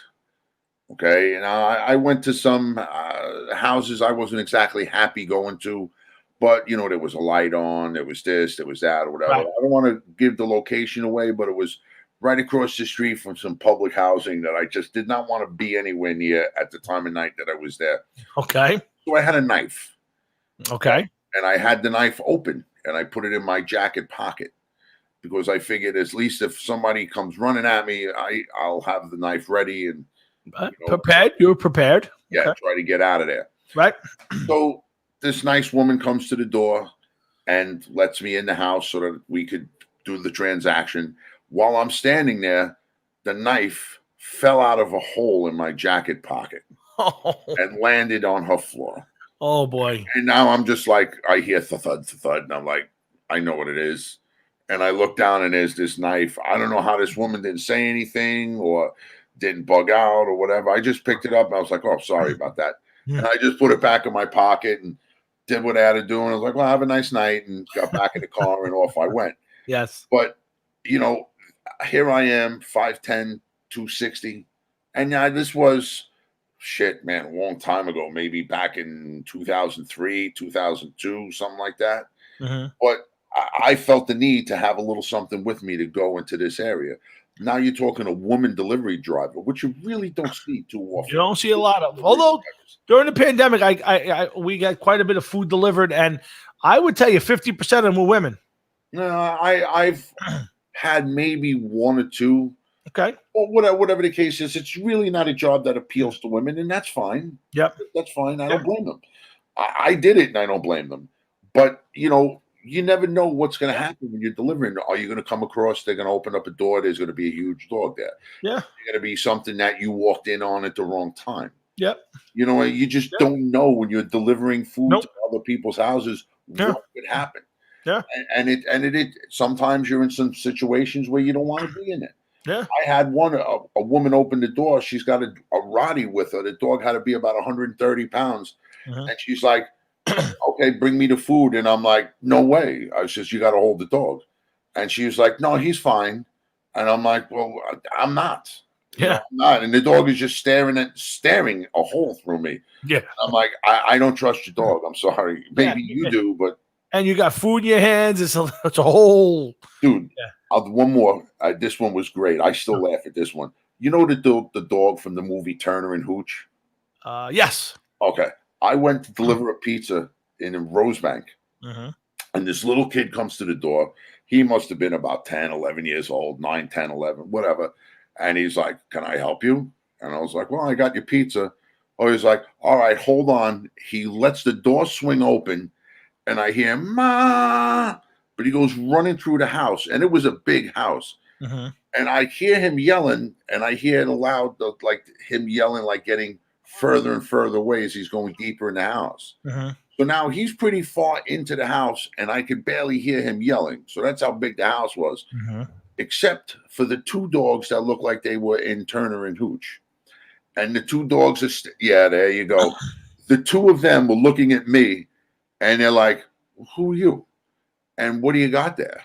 Because I got a pizza, and I'm like, "There's like 250, 300 pounds of dog there, and I have a pizza. This is, what am I going to do? I can't even make it down the stairs to get to my car. They'll be on top of me before that." And like, they're like, one was crossing, and he was like, "Who you?" I was just like, "Holy shit." It sucked. We've all had some interesting. I did Little Pizza for a few months, and yeah, it was some interesting days. But guys, we're still here, Hard Rocket Sports. Jeff and I celebrating 6 years together on the air. The show is doing well, and thanks to everybody paying attention tonight on Facebook. Thanks to John Marhefka. So many people out there. We got a few more minutes. We'll do a few more things, and we'll, like I said, we're going to take a week off next week and come back. Hey, Joe, if the people down at Millie's want to be part of the show and sponsor, it's no money involved. Just going to lend the name and promote the show. If they're interested, tell them to let us know. But we're happy. Millie's? Yeah. Millie's is, I think, out by the Outer Bridge, if I'm not mistaken, in the Charleston Shopping Plaza. We do a show from there one day. Yeah, well, listen, if Millie's is interested, we'd be happy to come out and set up outside or whatever and do a show from there. Tell the people down. Thank you, Catherine. Appreciate it. Catherine Bonda sends a happy anniversary to us, Jeff. So thank you, Catherine. Thank you, Catherine. Yeah, tell the people at Millie's if they want to have a Hard Rocket Sports live event, we'd be happy to hold it down there. So tell them, let us know that we can talk about that. But we got a few more minutes. I want to talk a little bit about players opting out, Jeff. Are you surprised? First off, here's the thing. It took forever to get football. We've had no off season, right? We've had nothing. Here's the thing. The teams, all the veterans, everybody's reporting this week, but you're really not getting anybody on the field till next week. You got no playoff game. No preseason games. And the first time I think they're hitting with pads is either April 12th or April 17th. Jeff, it's 1 month from that point to the start of the season. Do you think it's enough to get these teams ready? What kind of early season are we going to have? Tom, I don't know, and I don't know if it's going to translate to a season. The more that you see happen with baseball, as the week goes on, is you're going to see that happen in football, and I think it's the spread is going to be even more so. Yeah. And an article that I read earlier is the Jets, who are actually carrying, I believe, 4 quarterbacks right now. That's an interesting concept. Go with that, because I wanted to bring that up to you. Are talking about the possibility of quarantining one or more of their quarterbacks. Think about that, how interesting that is, Jeff. You know what? That's a great one. I saw that in the paper the other day myself. And, you think about it, on a team, you could lose a couple of offensive linemen. You could lose a couple of defensive players. You can find a couple. But if you think about it, if you lost your top 2 quarterbacks alone, or lost all 4 because they're in the same room practicing, and how crazy is that to think that on a game day, all 4 of your quarterbacks may be sidelined? Yeah, well, in the Jets situation, maybe you take Joe Flacco and you're like, listen, he would probably, after Sam Darnold, give you the best chance to absolutely win. Yeah. You tell him, like, you got to go someplace else and train. You got to. But think about this: meetings, virtual meetings, and whatever. But let me ask you this question. So now this is crazy. But so let's say Joe Flacco is the quarantine quarterback. He's not. So now, does that mean he can't play in that week's games? And if he's quarantined and can't play unless the other guys are out, what happens if the first 2 quarterbacks go down during the game? Well, You know what? Good question. What's to say because of the pandemic that each team maybe can't keep some players off the field. No, I agree. Play, but off the field. So like a say a guy like Joe Flacco, he's dressed and ready to go, but he's just not on the field with everybody. You know, they got him in the trainer's room or in a lounge someplace, and he's ready to go. If something happens, he could be on the field in 5 minutes. They bring the cart to the thing and bring him right out onto the field. No, I think it's interesting, Jeff. And again, like baseball, you're talking about so many different players involved on a weekly basis. I mean, it's not like baseball, 30 guys or 20 something guys that they're carrying or whatever it is now. You're talking close to I bet you for a regular season game between the locker room staff, your team doctors, your trainers, the coaching staff, there's got to be 75 to 100 people at a game every week. What happens if 5 or 10 of those people right before a game get contacted with the coronavirus? What you talking football players? Yeah, football players. Oh, yeah, of course. It's a big number, and that's why the NFL. When you were talking with Raphael earlier, I brought up the NFL. It's not that they didn't want to play under a bubble, so to speak. They just weren't able to play if they couldn't accommodate the amount of people that they're going to have. I agree. Maybe what they should have done is this year in NFL to make it a little easier is to say, okay, you're going to play 16 games. All right. So you're going to start off playing against your own division.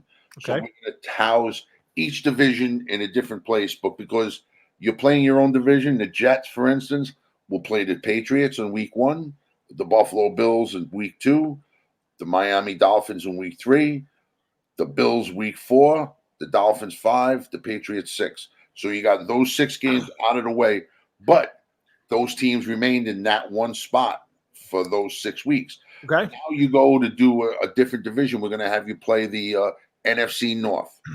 So now the AFC, NFC North go to one division, and then you just play those games, bing, bang, boom. You know what I mean? Yeah, no. Maybe they could have done something like that. I don't know.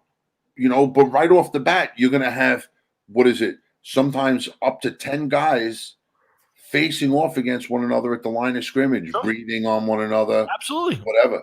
Okay? And then that's not even counting the defensive backs and the wide receivers. Yeah. Tight ends. You're just talking linemen right there. Yeah. So if it's going to spread in a sport, football's the sport. It's going to happen. And I won't argue with you, Jeff. I agree. I think people are leery of it. That we heard from Raphael that the future bets are minimal right now because people just don't know if these players are going to play, if these sports are going to finish out. So I agree. But here's there's a list, and most of these guys to me are not huge players. There's a couple highlighted guys: Marquise Goodwin, the wide receiver from the Eagles; Dante Hightower from the Patriots; Patrick Chung for the Patriots. The Patriots have lost 6 players so far. I think this could be a very ugly season for the Patriots. Think about it, Jeff. You lost Brady. You've had no off season. You're going in either with a quarterback who's played minimal football or a guy who's been out for a couple of years on and off and has had no team, no training, no time with your team working out. I think the Patriots very easily could drop to 3 in the division. Well, with some of the players that they're losing, yeah. But the thing is, a lot of the players that are sitting out right now at this point in time are not the upper echelon fucking players.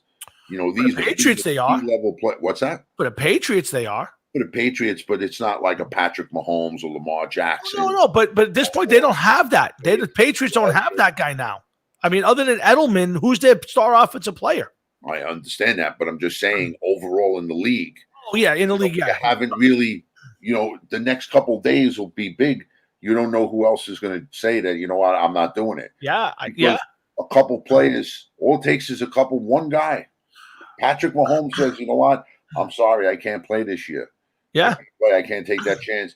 And then they're just going to fall like dominoes behind him, and you're going to see some bigger name players. Well, I think the first couple weeks are very big because I think if you get a couple of outbreaks, I think you're going to see a lot of these guys walk away. I do. I believe that. I think if the league can keep it under wraps and keep teams healthy, getting to the season, I think you'll be all right. But I think if you have a serious outbreak on one team or a couple of minor outbreaks on a couple of teams, yeah, I agree with you, Jeff. I think the domino effect will fall. And then at what point does the league throw their hands up and say we just can't field enough good teams? Well, yeah. Well, I don't know if the league is going to worry about they can't field enough good teams. The league has in the past shown that, they'll play scabs if need be. Yeah, but I think to get scabs, that's a tough one. I think here's the bigger question.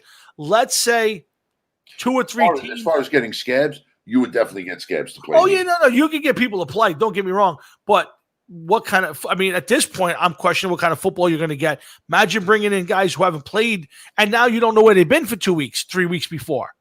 This isn't like we're missing 5 guys, have 3 more guys show up tomorrow morning. You're talking about guys who have to get tested, pass 2 tests, maybe quarantine for 2 weeks. This season is crazy right now. I think the bigger question for me is what happens if, let's say, a few teams decide they don't want to play. Does the league move on? If, let's say, 1-2 teams decide, you know what, most of our guys don't want to play, we're voting to not play this year. Does the league try to go on without them, or does the league say we lost 1 team, we lost 2 teams, we're going to bail on the whole season? Good question. I don't know. Yeah, I think there's a lot of stuff right now that. That's why I say that there's that chance that they'll always find somebody to play. Yeah, because that person may say, you know what, maybe this is my chance to. Yeah. Show the NFL that I belong. Sure, absolutely.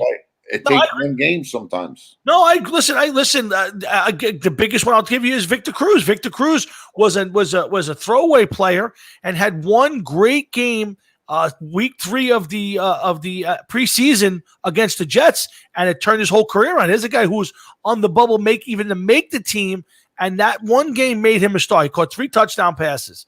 So you're 100% right. One great game, even in a preseason game, could make a guy give him a career that he would never have had. Oh, I know you're shaking your head because he's a giant. You're just going to shake your head. Anyway, but it's interesting. The list is getting bigger, and I'm concerned. And now you brought up a good point during the week. We were talking about it. Which of the leagues will finish the season? I'm going to predict there's only one I believe will guarantee will finish the season, and that's the hockey. I think hockey will finish it. I don't think it's that long of a season. I think they're done early September. I think they've done a good job of keeping everybody apart. And I believe that hockey will finish the season. I'm curious about baseball and football. Basketball's on a bubble because I think those guys have been running out and ducking out of their bubble. And I question those guys can't fucking stay in the bubble. What do you? Yeah, exactly. It's impossible. Yeah, I think hockey's the one sport I think will finish. I'm excited about hockey, and Raphael said it before. Hockey playoffs are about the most exciting playoff system there is. Oh yeah, without a doubt. You can't take it away. Say what you want about the league. It's a hard league to follow for some people because of a lot of different reasons, and some of them being silly. They just don't understand the game. They're not household names. Some of the names you could never even think about pronouncing. Yeah. So it prevents a lot of people from really getting into the sport. Mm-hmm. It's not like hockey is not like basketball where you could go to the park. There's a basketball net. Your wide open space. You could play football, with some friends. You could just mark off a field. Baseball, there's always fields open and available to play. Mm-hmm. Where do you go anywhere to go play hockey? Hockey's a tough one. As a younger man and a kid, I could go play hockey in a lot of places. I get it. Hockey's had its moments in this country. In '94, I will tell you that you could go any weekend in '94 and find hockey games all over the place. PS13, you go down there, there'd be 40 guys trying to play hockey. There were hockey games in PS13. Matter of fact, let me take you further back. There were hockey games in St. Joseph's parking lot. They used to play in St. Joseph's and Rosebank on Tompkins Avenue on Saturday afternoons. Yep. They would play there. Then something happened, and they moved over to PS13.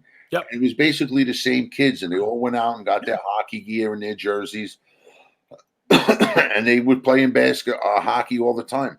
But there's no place to go to get a surface with hockey field or hockey ice dimensions. Yeah, it's tough. And play, and they have to bring all of this equipment with you. You got to bring a fucking net. No, I get it. I get it. Stuff.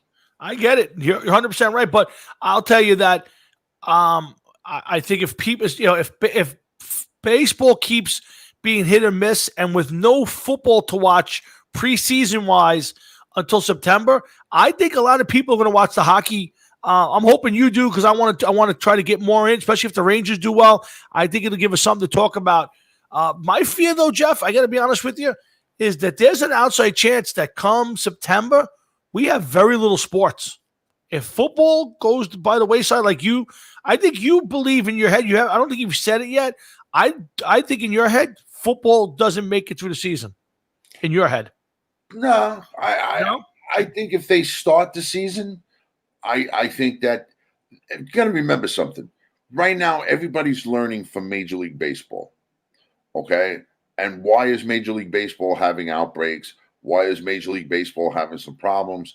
So everybody's learning about how to rectify the issues by watching what Major League Baseball is doing. Yep, agreed. So that's a big help. Yep, One of the absolutely. leagues that started is a big help. That's a good point. Unfortunately, they had a few outbreaks, had to take some things into consideration. My thing is simply this. I've yet to be tested. I myself have yet to be tested for COVID. Okay. I've seen videos of people being tested for COVID. Yep. It doesn't look like it's much fun. It's not. My wife has to do it a couple times, has had to do it a few times for her job. And luckily for her, she said she has to give herself the test. But she's seen other people do it, and they go up there and they dig in and all that. I personally, I've been tested only through blood after I had it. So I don't know the feeling of that. I know they have other tests now. I don't know which ones are better than the others. I don't know if the nose is better and the cheekbone, and the one that they do in the cheek is not as good. I have no idea, Jeff. But listen, you know what, dude? I couldn't give a fuck less. I just don't want to get tested for it. Okay. Yeah. I've seen the one where they make you look like a unicorn. They shove it so far up your nose, it comes out the back of your head. Yeah. I don't want to get that test done. I don't blame you. Right? Listen, and we each had the virus, and you knew that if you had the virus or not. Absolutely. Sure. Okay? It was no test. I don't have the virus now. I'm pretty confident I'm good. And, that's it. But these guys, you got to wonder how many of these guys are going to get tired of getting tested.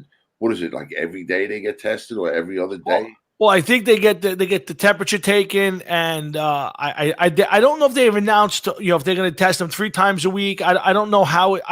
I would think they would have to test them every Friday or Saturday morning before they go play against the other team, or are they going to test them before they fly, before they travel, and before the game? I don't know what I know they have tests that come back in 15 minutes now. I don't know how expensive those are or how they're doing it, but I would think at the very least they would have to be checked twice a week before they travel and before the game. Yeah, listen, they're going to have to be tested without a doubt. And is it how accurate is just getting your temperature taken? Because now they said today, it was earlier today or yesterday, Dr. Fauci gets on the TV and he's like, well, now you might have to wear eye gear. Yeah, I saw that too. And he's surprised. I saw Birch come on and say that he brought it up yesterday. I mean, like all of this time, and now you figured out we should be wearing goggles and face shields. I mean, come on, man. I don't get that. I get it, but I don't get it. It's like I said to you earlier when Raphael was on, 17.4 million people worldwide have had this virus. 600,000 and change have died because of it. When do we turn around and say, you know what? Maybe we miscalculated. Yeah. I understand what you guys were saying earlier. Yep. That the virus, was a matter of whether the hospitals could handle it, this, that, and the other thing. Yep. Okay.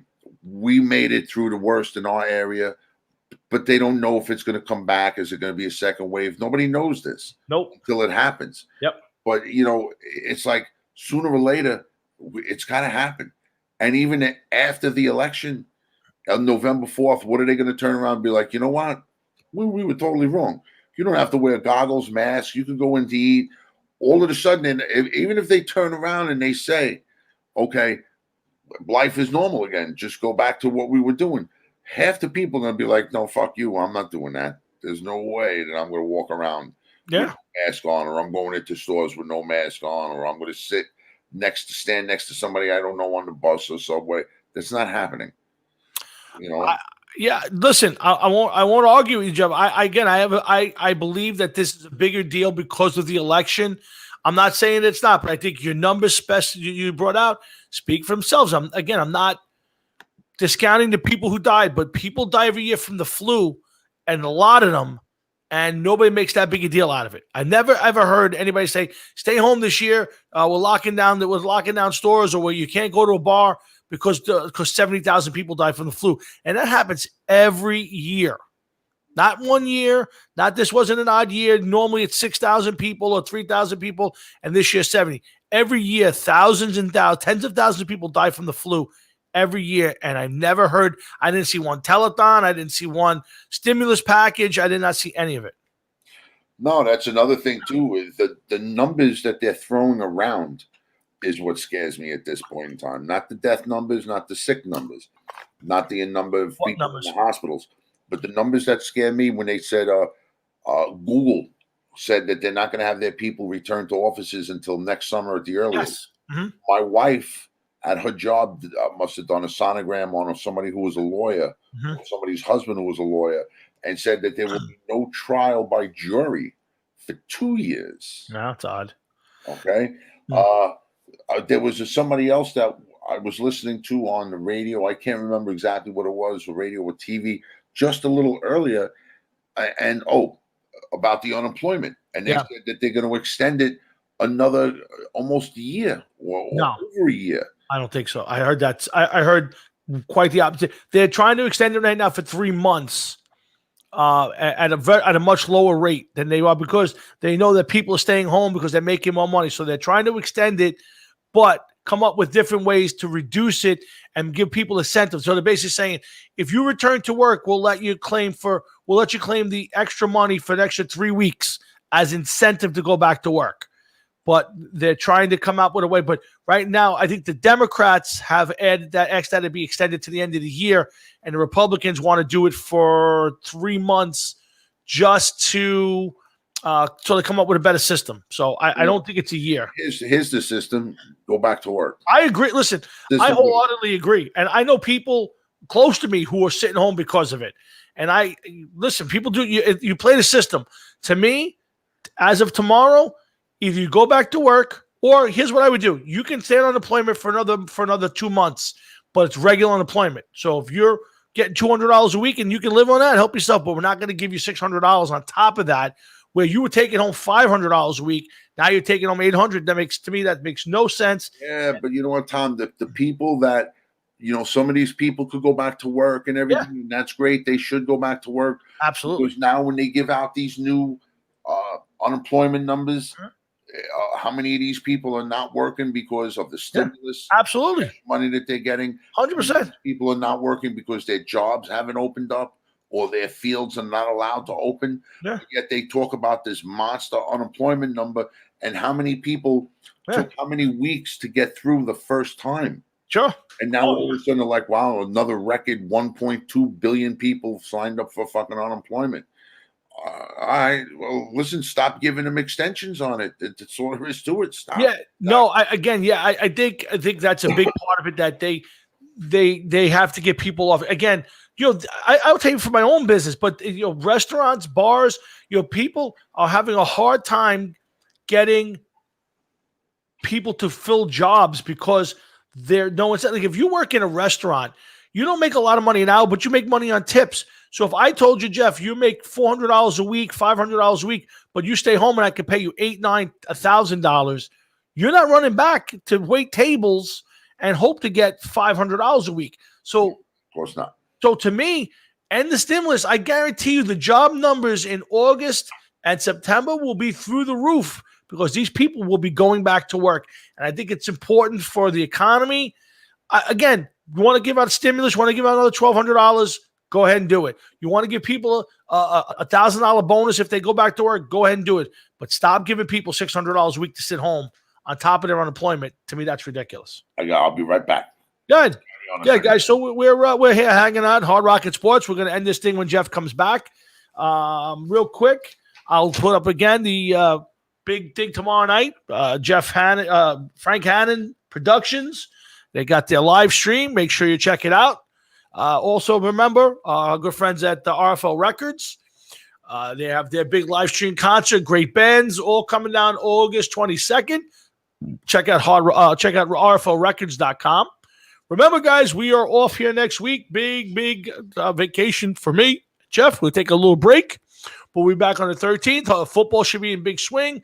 Baseball hopefully still going on. We'll talk a little bit about the NHL. We won't do much NBA. I'm not a big fan of the NBA anymore. We'll touch on it, but you won't see much happening. Chris Gustafson from Trauma will be a friend, will be a guest of ours. So will Nick Perry. Will be on that night. August the 20th, our good friend Ross the Boss jumps back on with us. And we'll be talking lots of sports and music. And hopefully I might have some announcements of our own coming up. I don't want to give too much away because I can't yet. But we'll see how that plays out. And don't give too much away about what? I'm working on something behind the scenes for the show, kind of something to grow the show.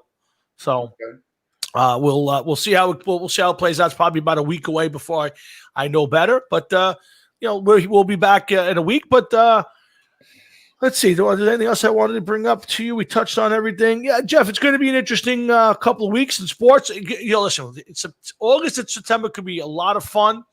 With the NHL, NBA, the NFL kicking up, the NHL, and Major League Baseball. I'm looking forward to the Tyson fight. I disagree with Raphael in the sense that I do believe that there's an outside chance Mike Tyson fights a real fight after this. Oh, I totally agree. I totally agree. And I don't think that Mike Tyson, of all people, is going to waste his time with a top 20 or top 30 boxer. I think he's going to go much closer to the top if it happens, simply because the draw will be unbelievable. Even if I don't think it obviously couldn't be for a title because you have to be ranked. I do believe, though, he could fight a top contender in an exhibition or a non-title fight. I could see that. And I think he's in better shape than George Foreman when George Foreman came back out of retirement, and there were better fighters then than there are now. George Foreman was in his 40s, though, when that happened. Yeah, but you looked at Foreman then. I don't think Foreman was in the best shape in the world. No, I'm not saying he was. He was a pudgy-looking fella and everything else. Mike Tyson, even though he's built and he's ripped, he doesn't have the same body. He has the body of an older guy. Yes. Who's definitely in great shape. Okay. I myself would not stand a chance with Tyson, so I'm not bad-mouthing him. But it's just the whole idea and the whole thought process that I just don't see Mike Tyson. If he decides that he wants to fight, I don't see Mike Tyson, them holding Mike Tyson back. Oh, I agree. If he has a good showing against Roy Jones Jr. Yep. And speaking of Roy Jones, I haven't seen anything. I don't know what's going on. Whatever. I just wanted to throw that out there. If he has a good showing against Roy Jones and he handles him, I don't see Tyson working his way up because it may be a one-time thing. I could see him coming out, fighting for the title, getting it, and possibly retiring or make one defense of the title and then whatever. I just don't see him taking on the 25th ranked boxer and then the 10th. He doesn't have the time. He's too old. Yeah, I don't see him fighting for the title. I mean, I don't think, as much as I would love to see Mike Tyson fight for the title at 54 years old, I think that would be a lot of fun. I don't think he can hopscotch all those people and get a legitimate title fight. Now, if he, Joe Cloak said, Jeff, you wouldn't stand a chance against Dom Jinta. That's Joe Cloak, not me. You heard that? It's Joe Cloak. I don't know. Water off a duck's back. Got it. Again, what I'm going to have to do in retaliation is once I come back, just going to post that random Joe Cloak picture here and there. Once No you, reason, no expectations. are you a week? Are you less than a week at this point? Are you a week away from being out of jail? I'm not telling anybody when I'm coming back. I'm just going to be back. You're going to be back. That's it. So you'll see. You'll see. And don't think, you be happy that you're in Jersey right now. Why? I saw what you wrote earlier. Okay, with all the attacking that you did earlier today, and then you're a big internet tough guy. Oh yeah, Allison, he's a Jet fan. Your cousin started it. I just jumped on it. That's all. Right. Okay. I saw her responses. I don't see where she started it, but okay. She started it. I'm just telling you. Oh, she started it, but I was happy. I was happy to continue it. That's fine with me. But that's right. I got something today. You did? Oh yeah. Where'd you go? I disappeared for a second because I had to go get what I wanted to show you. I know that you've seen this, but I have the new Hard Rocket Sports mascot. There it is. That's it. Oh man, that's perfect. It's fucking huge. That now I will tell you this. No matter what the name of the band is, that moose head has to be at any show we play. My wife, who found this at work, and says to me, sends me a text and says, "You want it?" So I was like, "All right, I guess. I don't know." And so she brings it home. Now I got to figure out, like, what am I going to do with it? Here's the question: I would love to have seen the people's faces on the buses and trains as your wife was carting that home. And look, he has a beard just like mine. There you go. I'm telling you, that guy has to now be at every show. It might have to come to every studio's practice, but at the very least, he's got to be at the show. I don't know about bringing him to every studio, and I don't know if he's a moose or not. He does have antler type. He does. I'm considering him a moose. That is now officially Marty Moose. Well, there you go. So welcome to the family, Marty. Maybe I'll have to give him over to you. I don't know. Well, I would tell you this tomorrow. Someday when we have the official Hard Rocket Sports studio, he will definitely hang in the studio. Well, there you go. Let me put him on. Welcome to the family, Marty Moose. All right, guys, I think it's time to wrap this one up. Jeff, unless you got something else you want to bring up before we close it. Nah, man. I got work tomorrow, unfortunately. Oh, wow. Okay. Me too. I got a 3:45 a.m. leave the house tomorrow, so I got an early start. Why 3:45 a.m.? I got a lot of stuff to do tomorrow. I'm going to get an early start. I'm trying to be in Brooklyn by 5 a.m. That sucks, man. Yeah, I know. But I think right now I got to work Saturday too. So let's folks, let's subscribe to the Hard Rocket Sports Facebook page, and let's try to make this show grow so that way I could sell it to somebody and make a lot of money, and me and Jeff can retire. That would be our dream. Or do this for a living at least. It would be life. I would love to retire. I actually may be retiring. Oh, really? Yeah, there's supposed to be a buyout possibly. Really? And if it comes, I'm out. Oh, good for you. Yeah, but I'm sure that something bad will happen. The city pension system will crash, or something will happen. I'm sure that your boss, the official Dumb Blasio, will fuck it up somehow. Dumb Blasio. That's your boss. Remember. He is unfucking believable. That is the dumbest guy I've ever seen ever. He might be the dumbest human being I've ever seen. Dumber than your research guy, Matty. Dumber than that. Listen, say what you want, but numbers don't lie. Where are those Giants?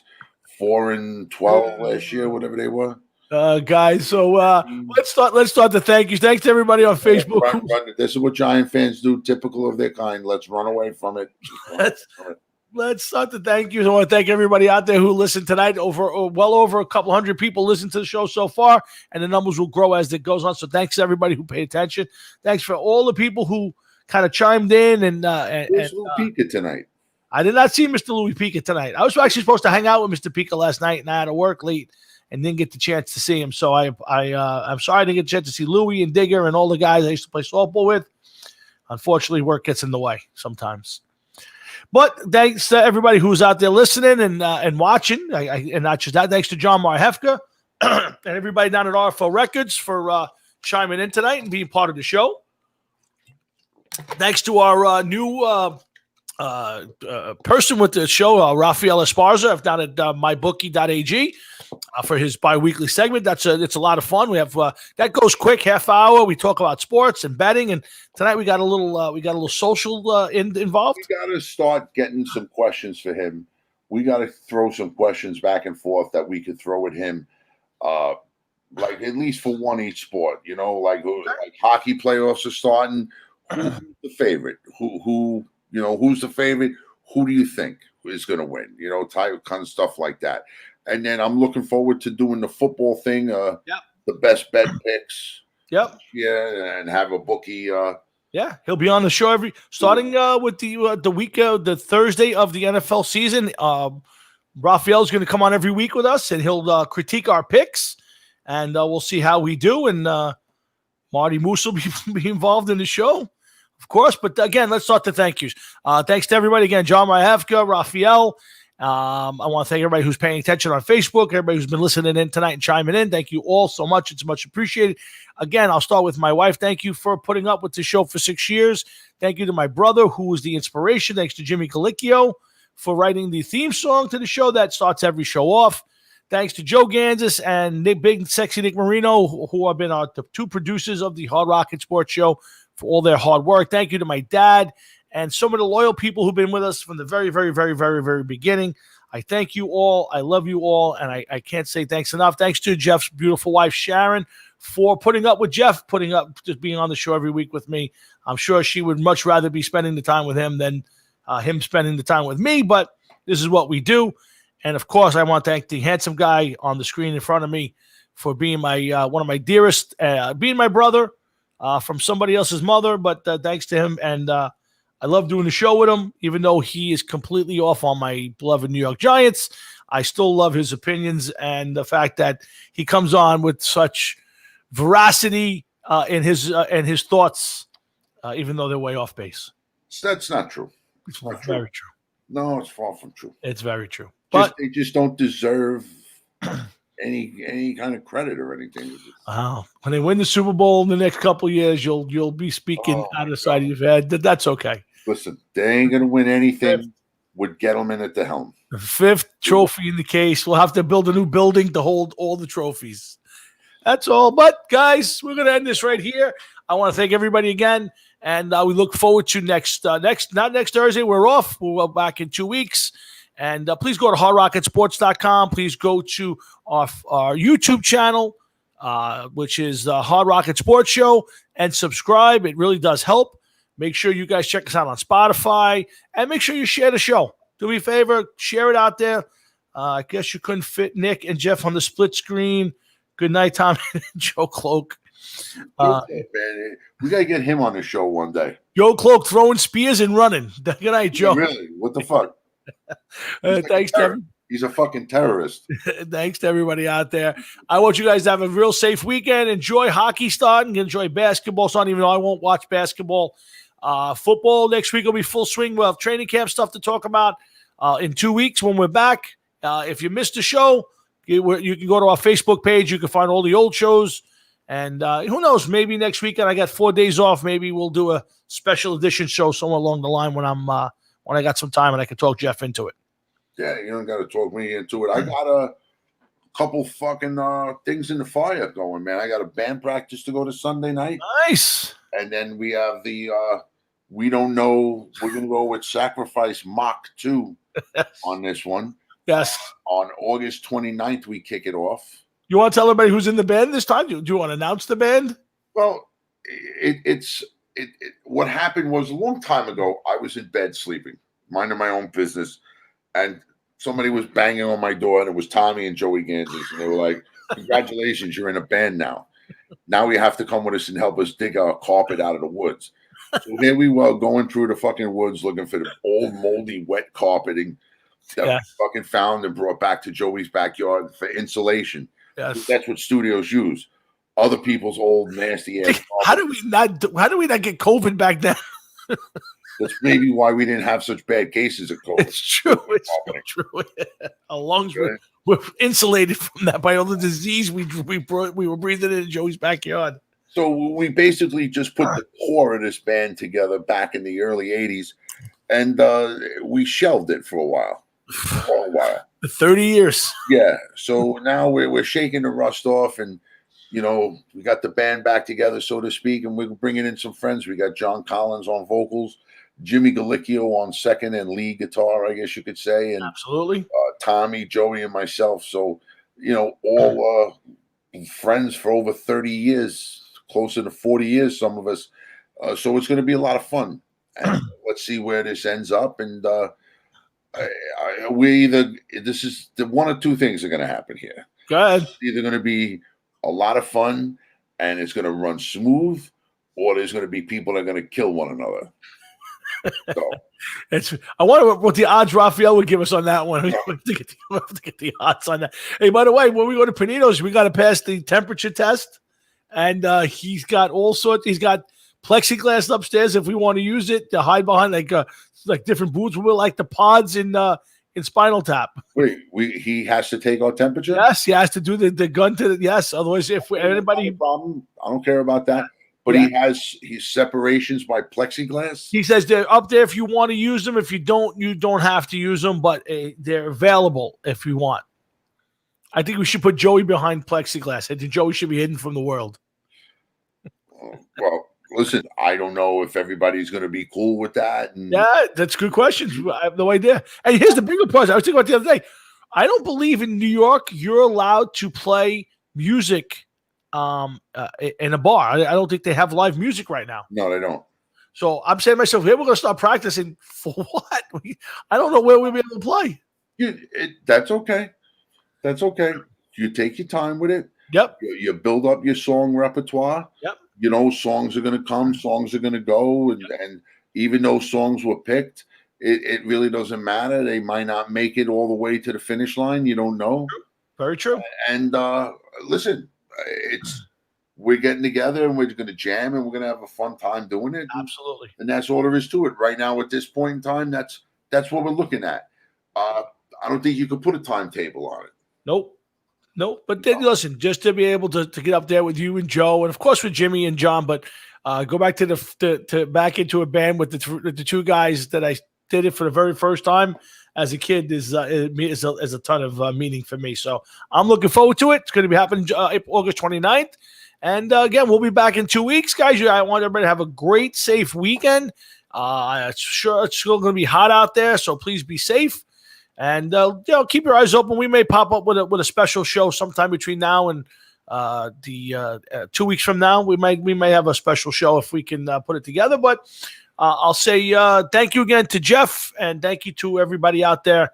It's a lot of fun doing this, and I dream about doing it for a living, and because I love doing this, and I have so much fun. So, Hefe, you got the last word, brother. Anything you want to end with? No, I got a moose on one side of me and a Boston Terrier on the other side of me, and I don't know if the moose needs to go to the bathroom, but the Boston Terrier definitely does. All right, well, let's shut it down right here. So let's on behalf of Basil and Marty Moose and Jeff and myself and everybody at Hard Rocket Sports, we say good night. Enjoy your weekends, and thanks for listening. Be safe. Good night, everybody. Good night, Hefe. And that ends the broadcast.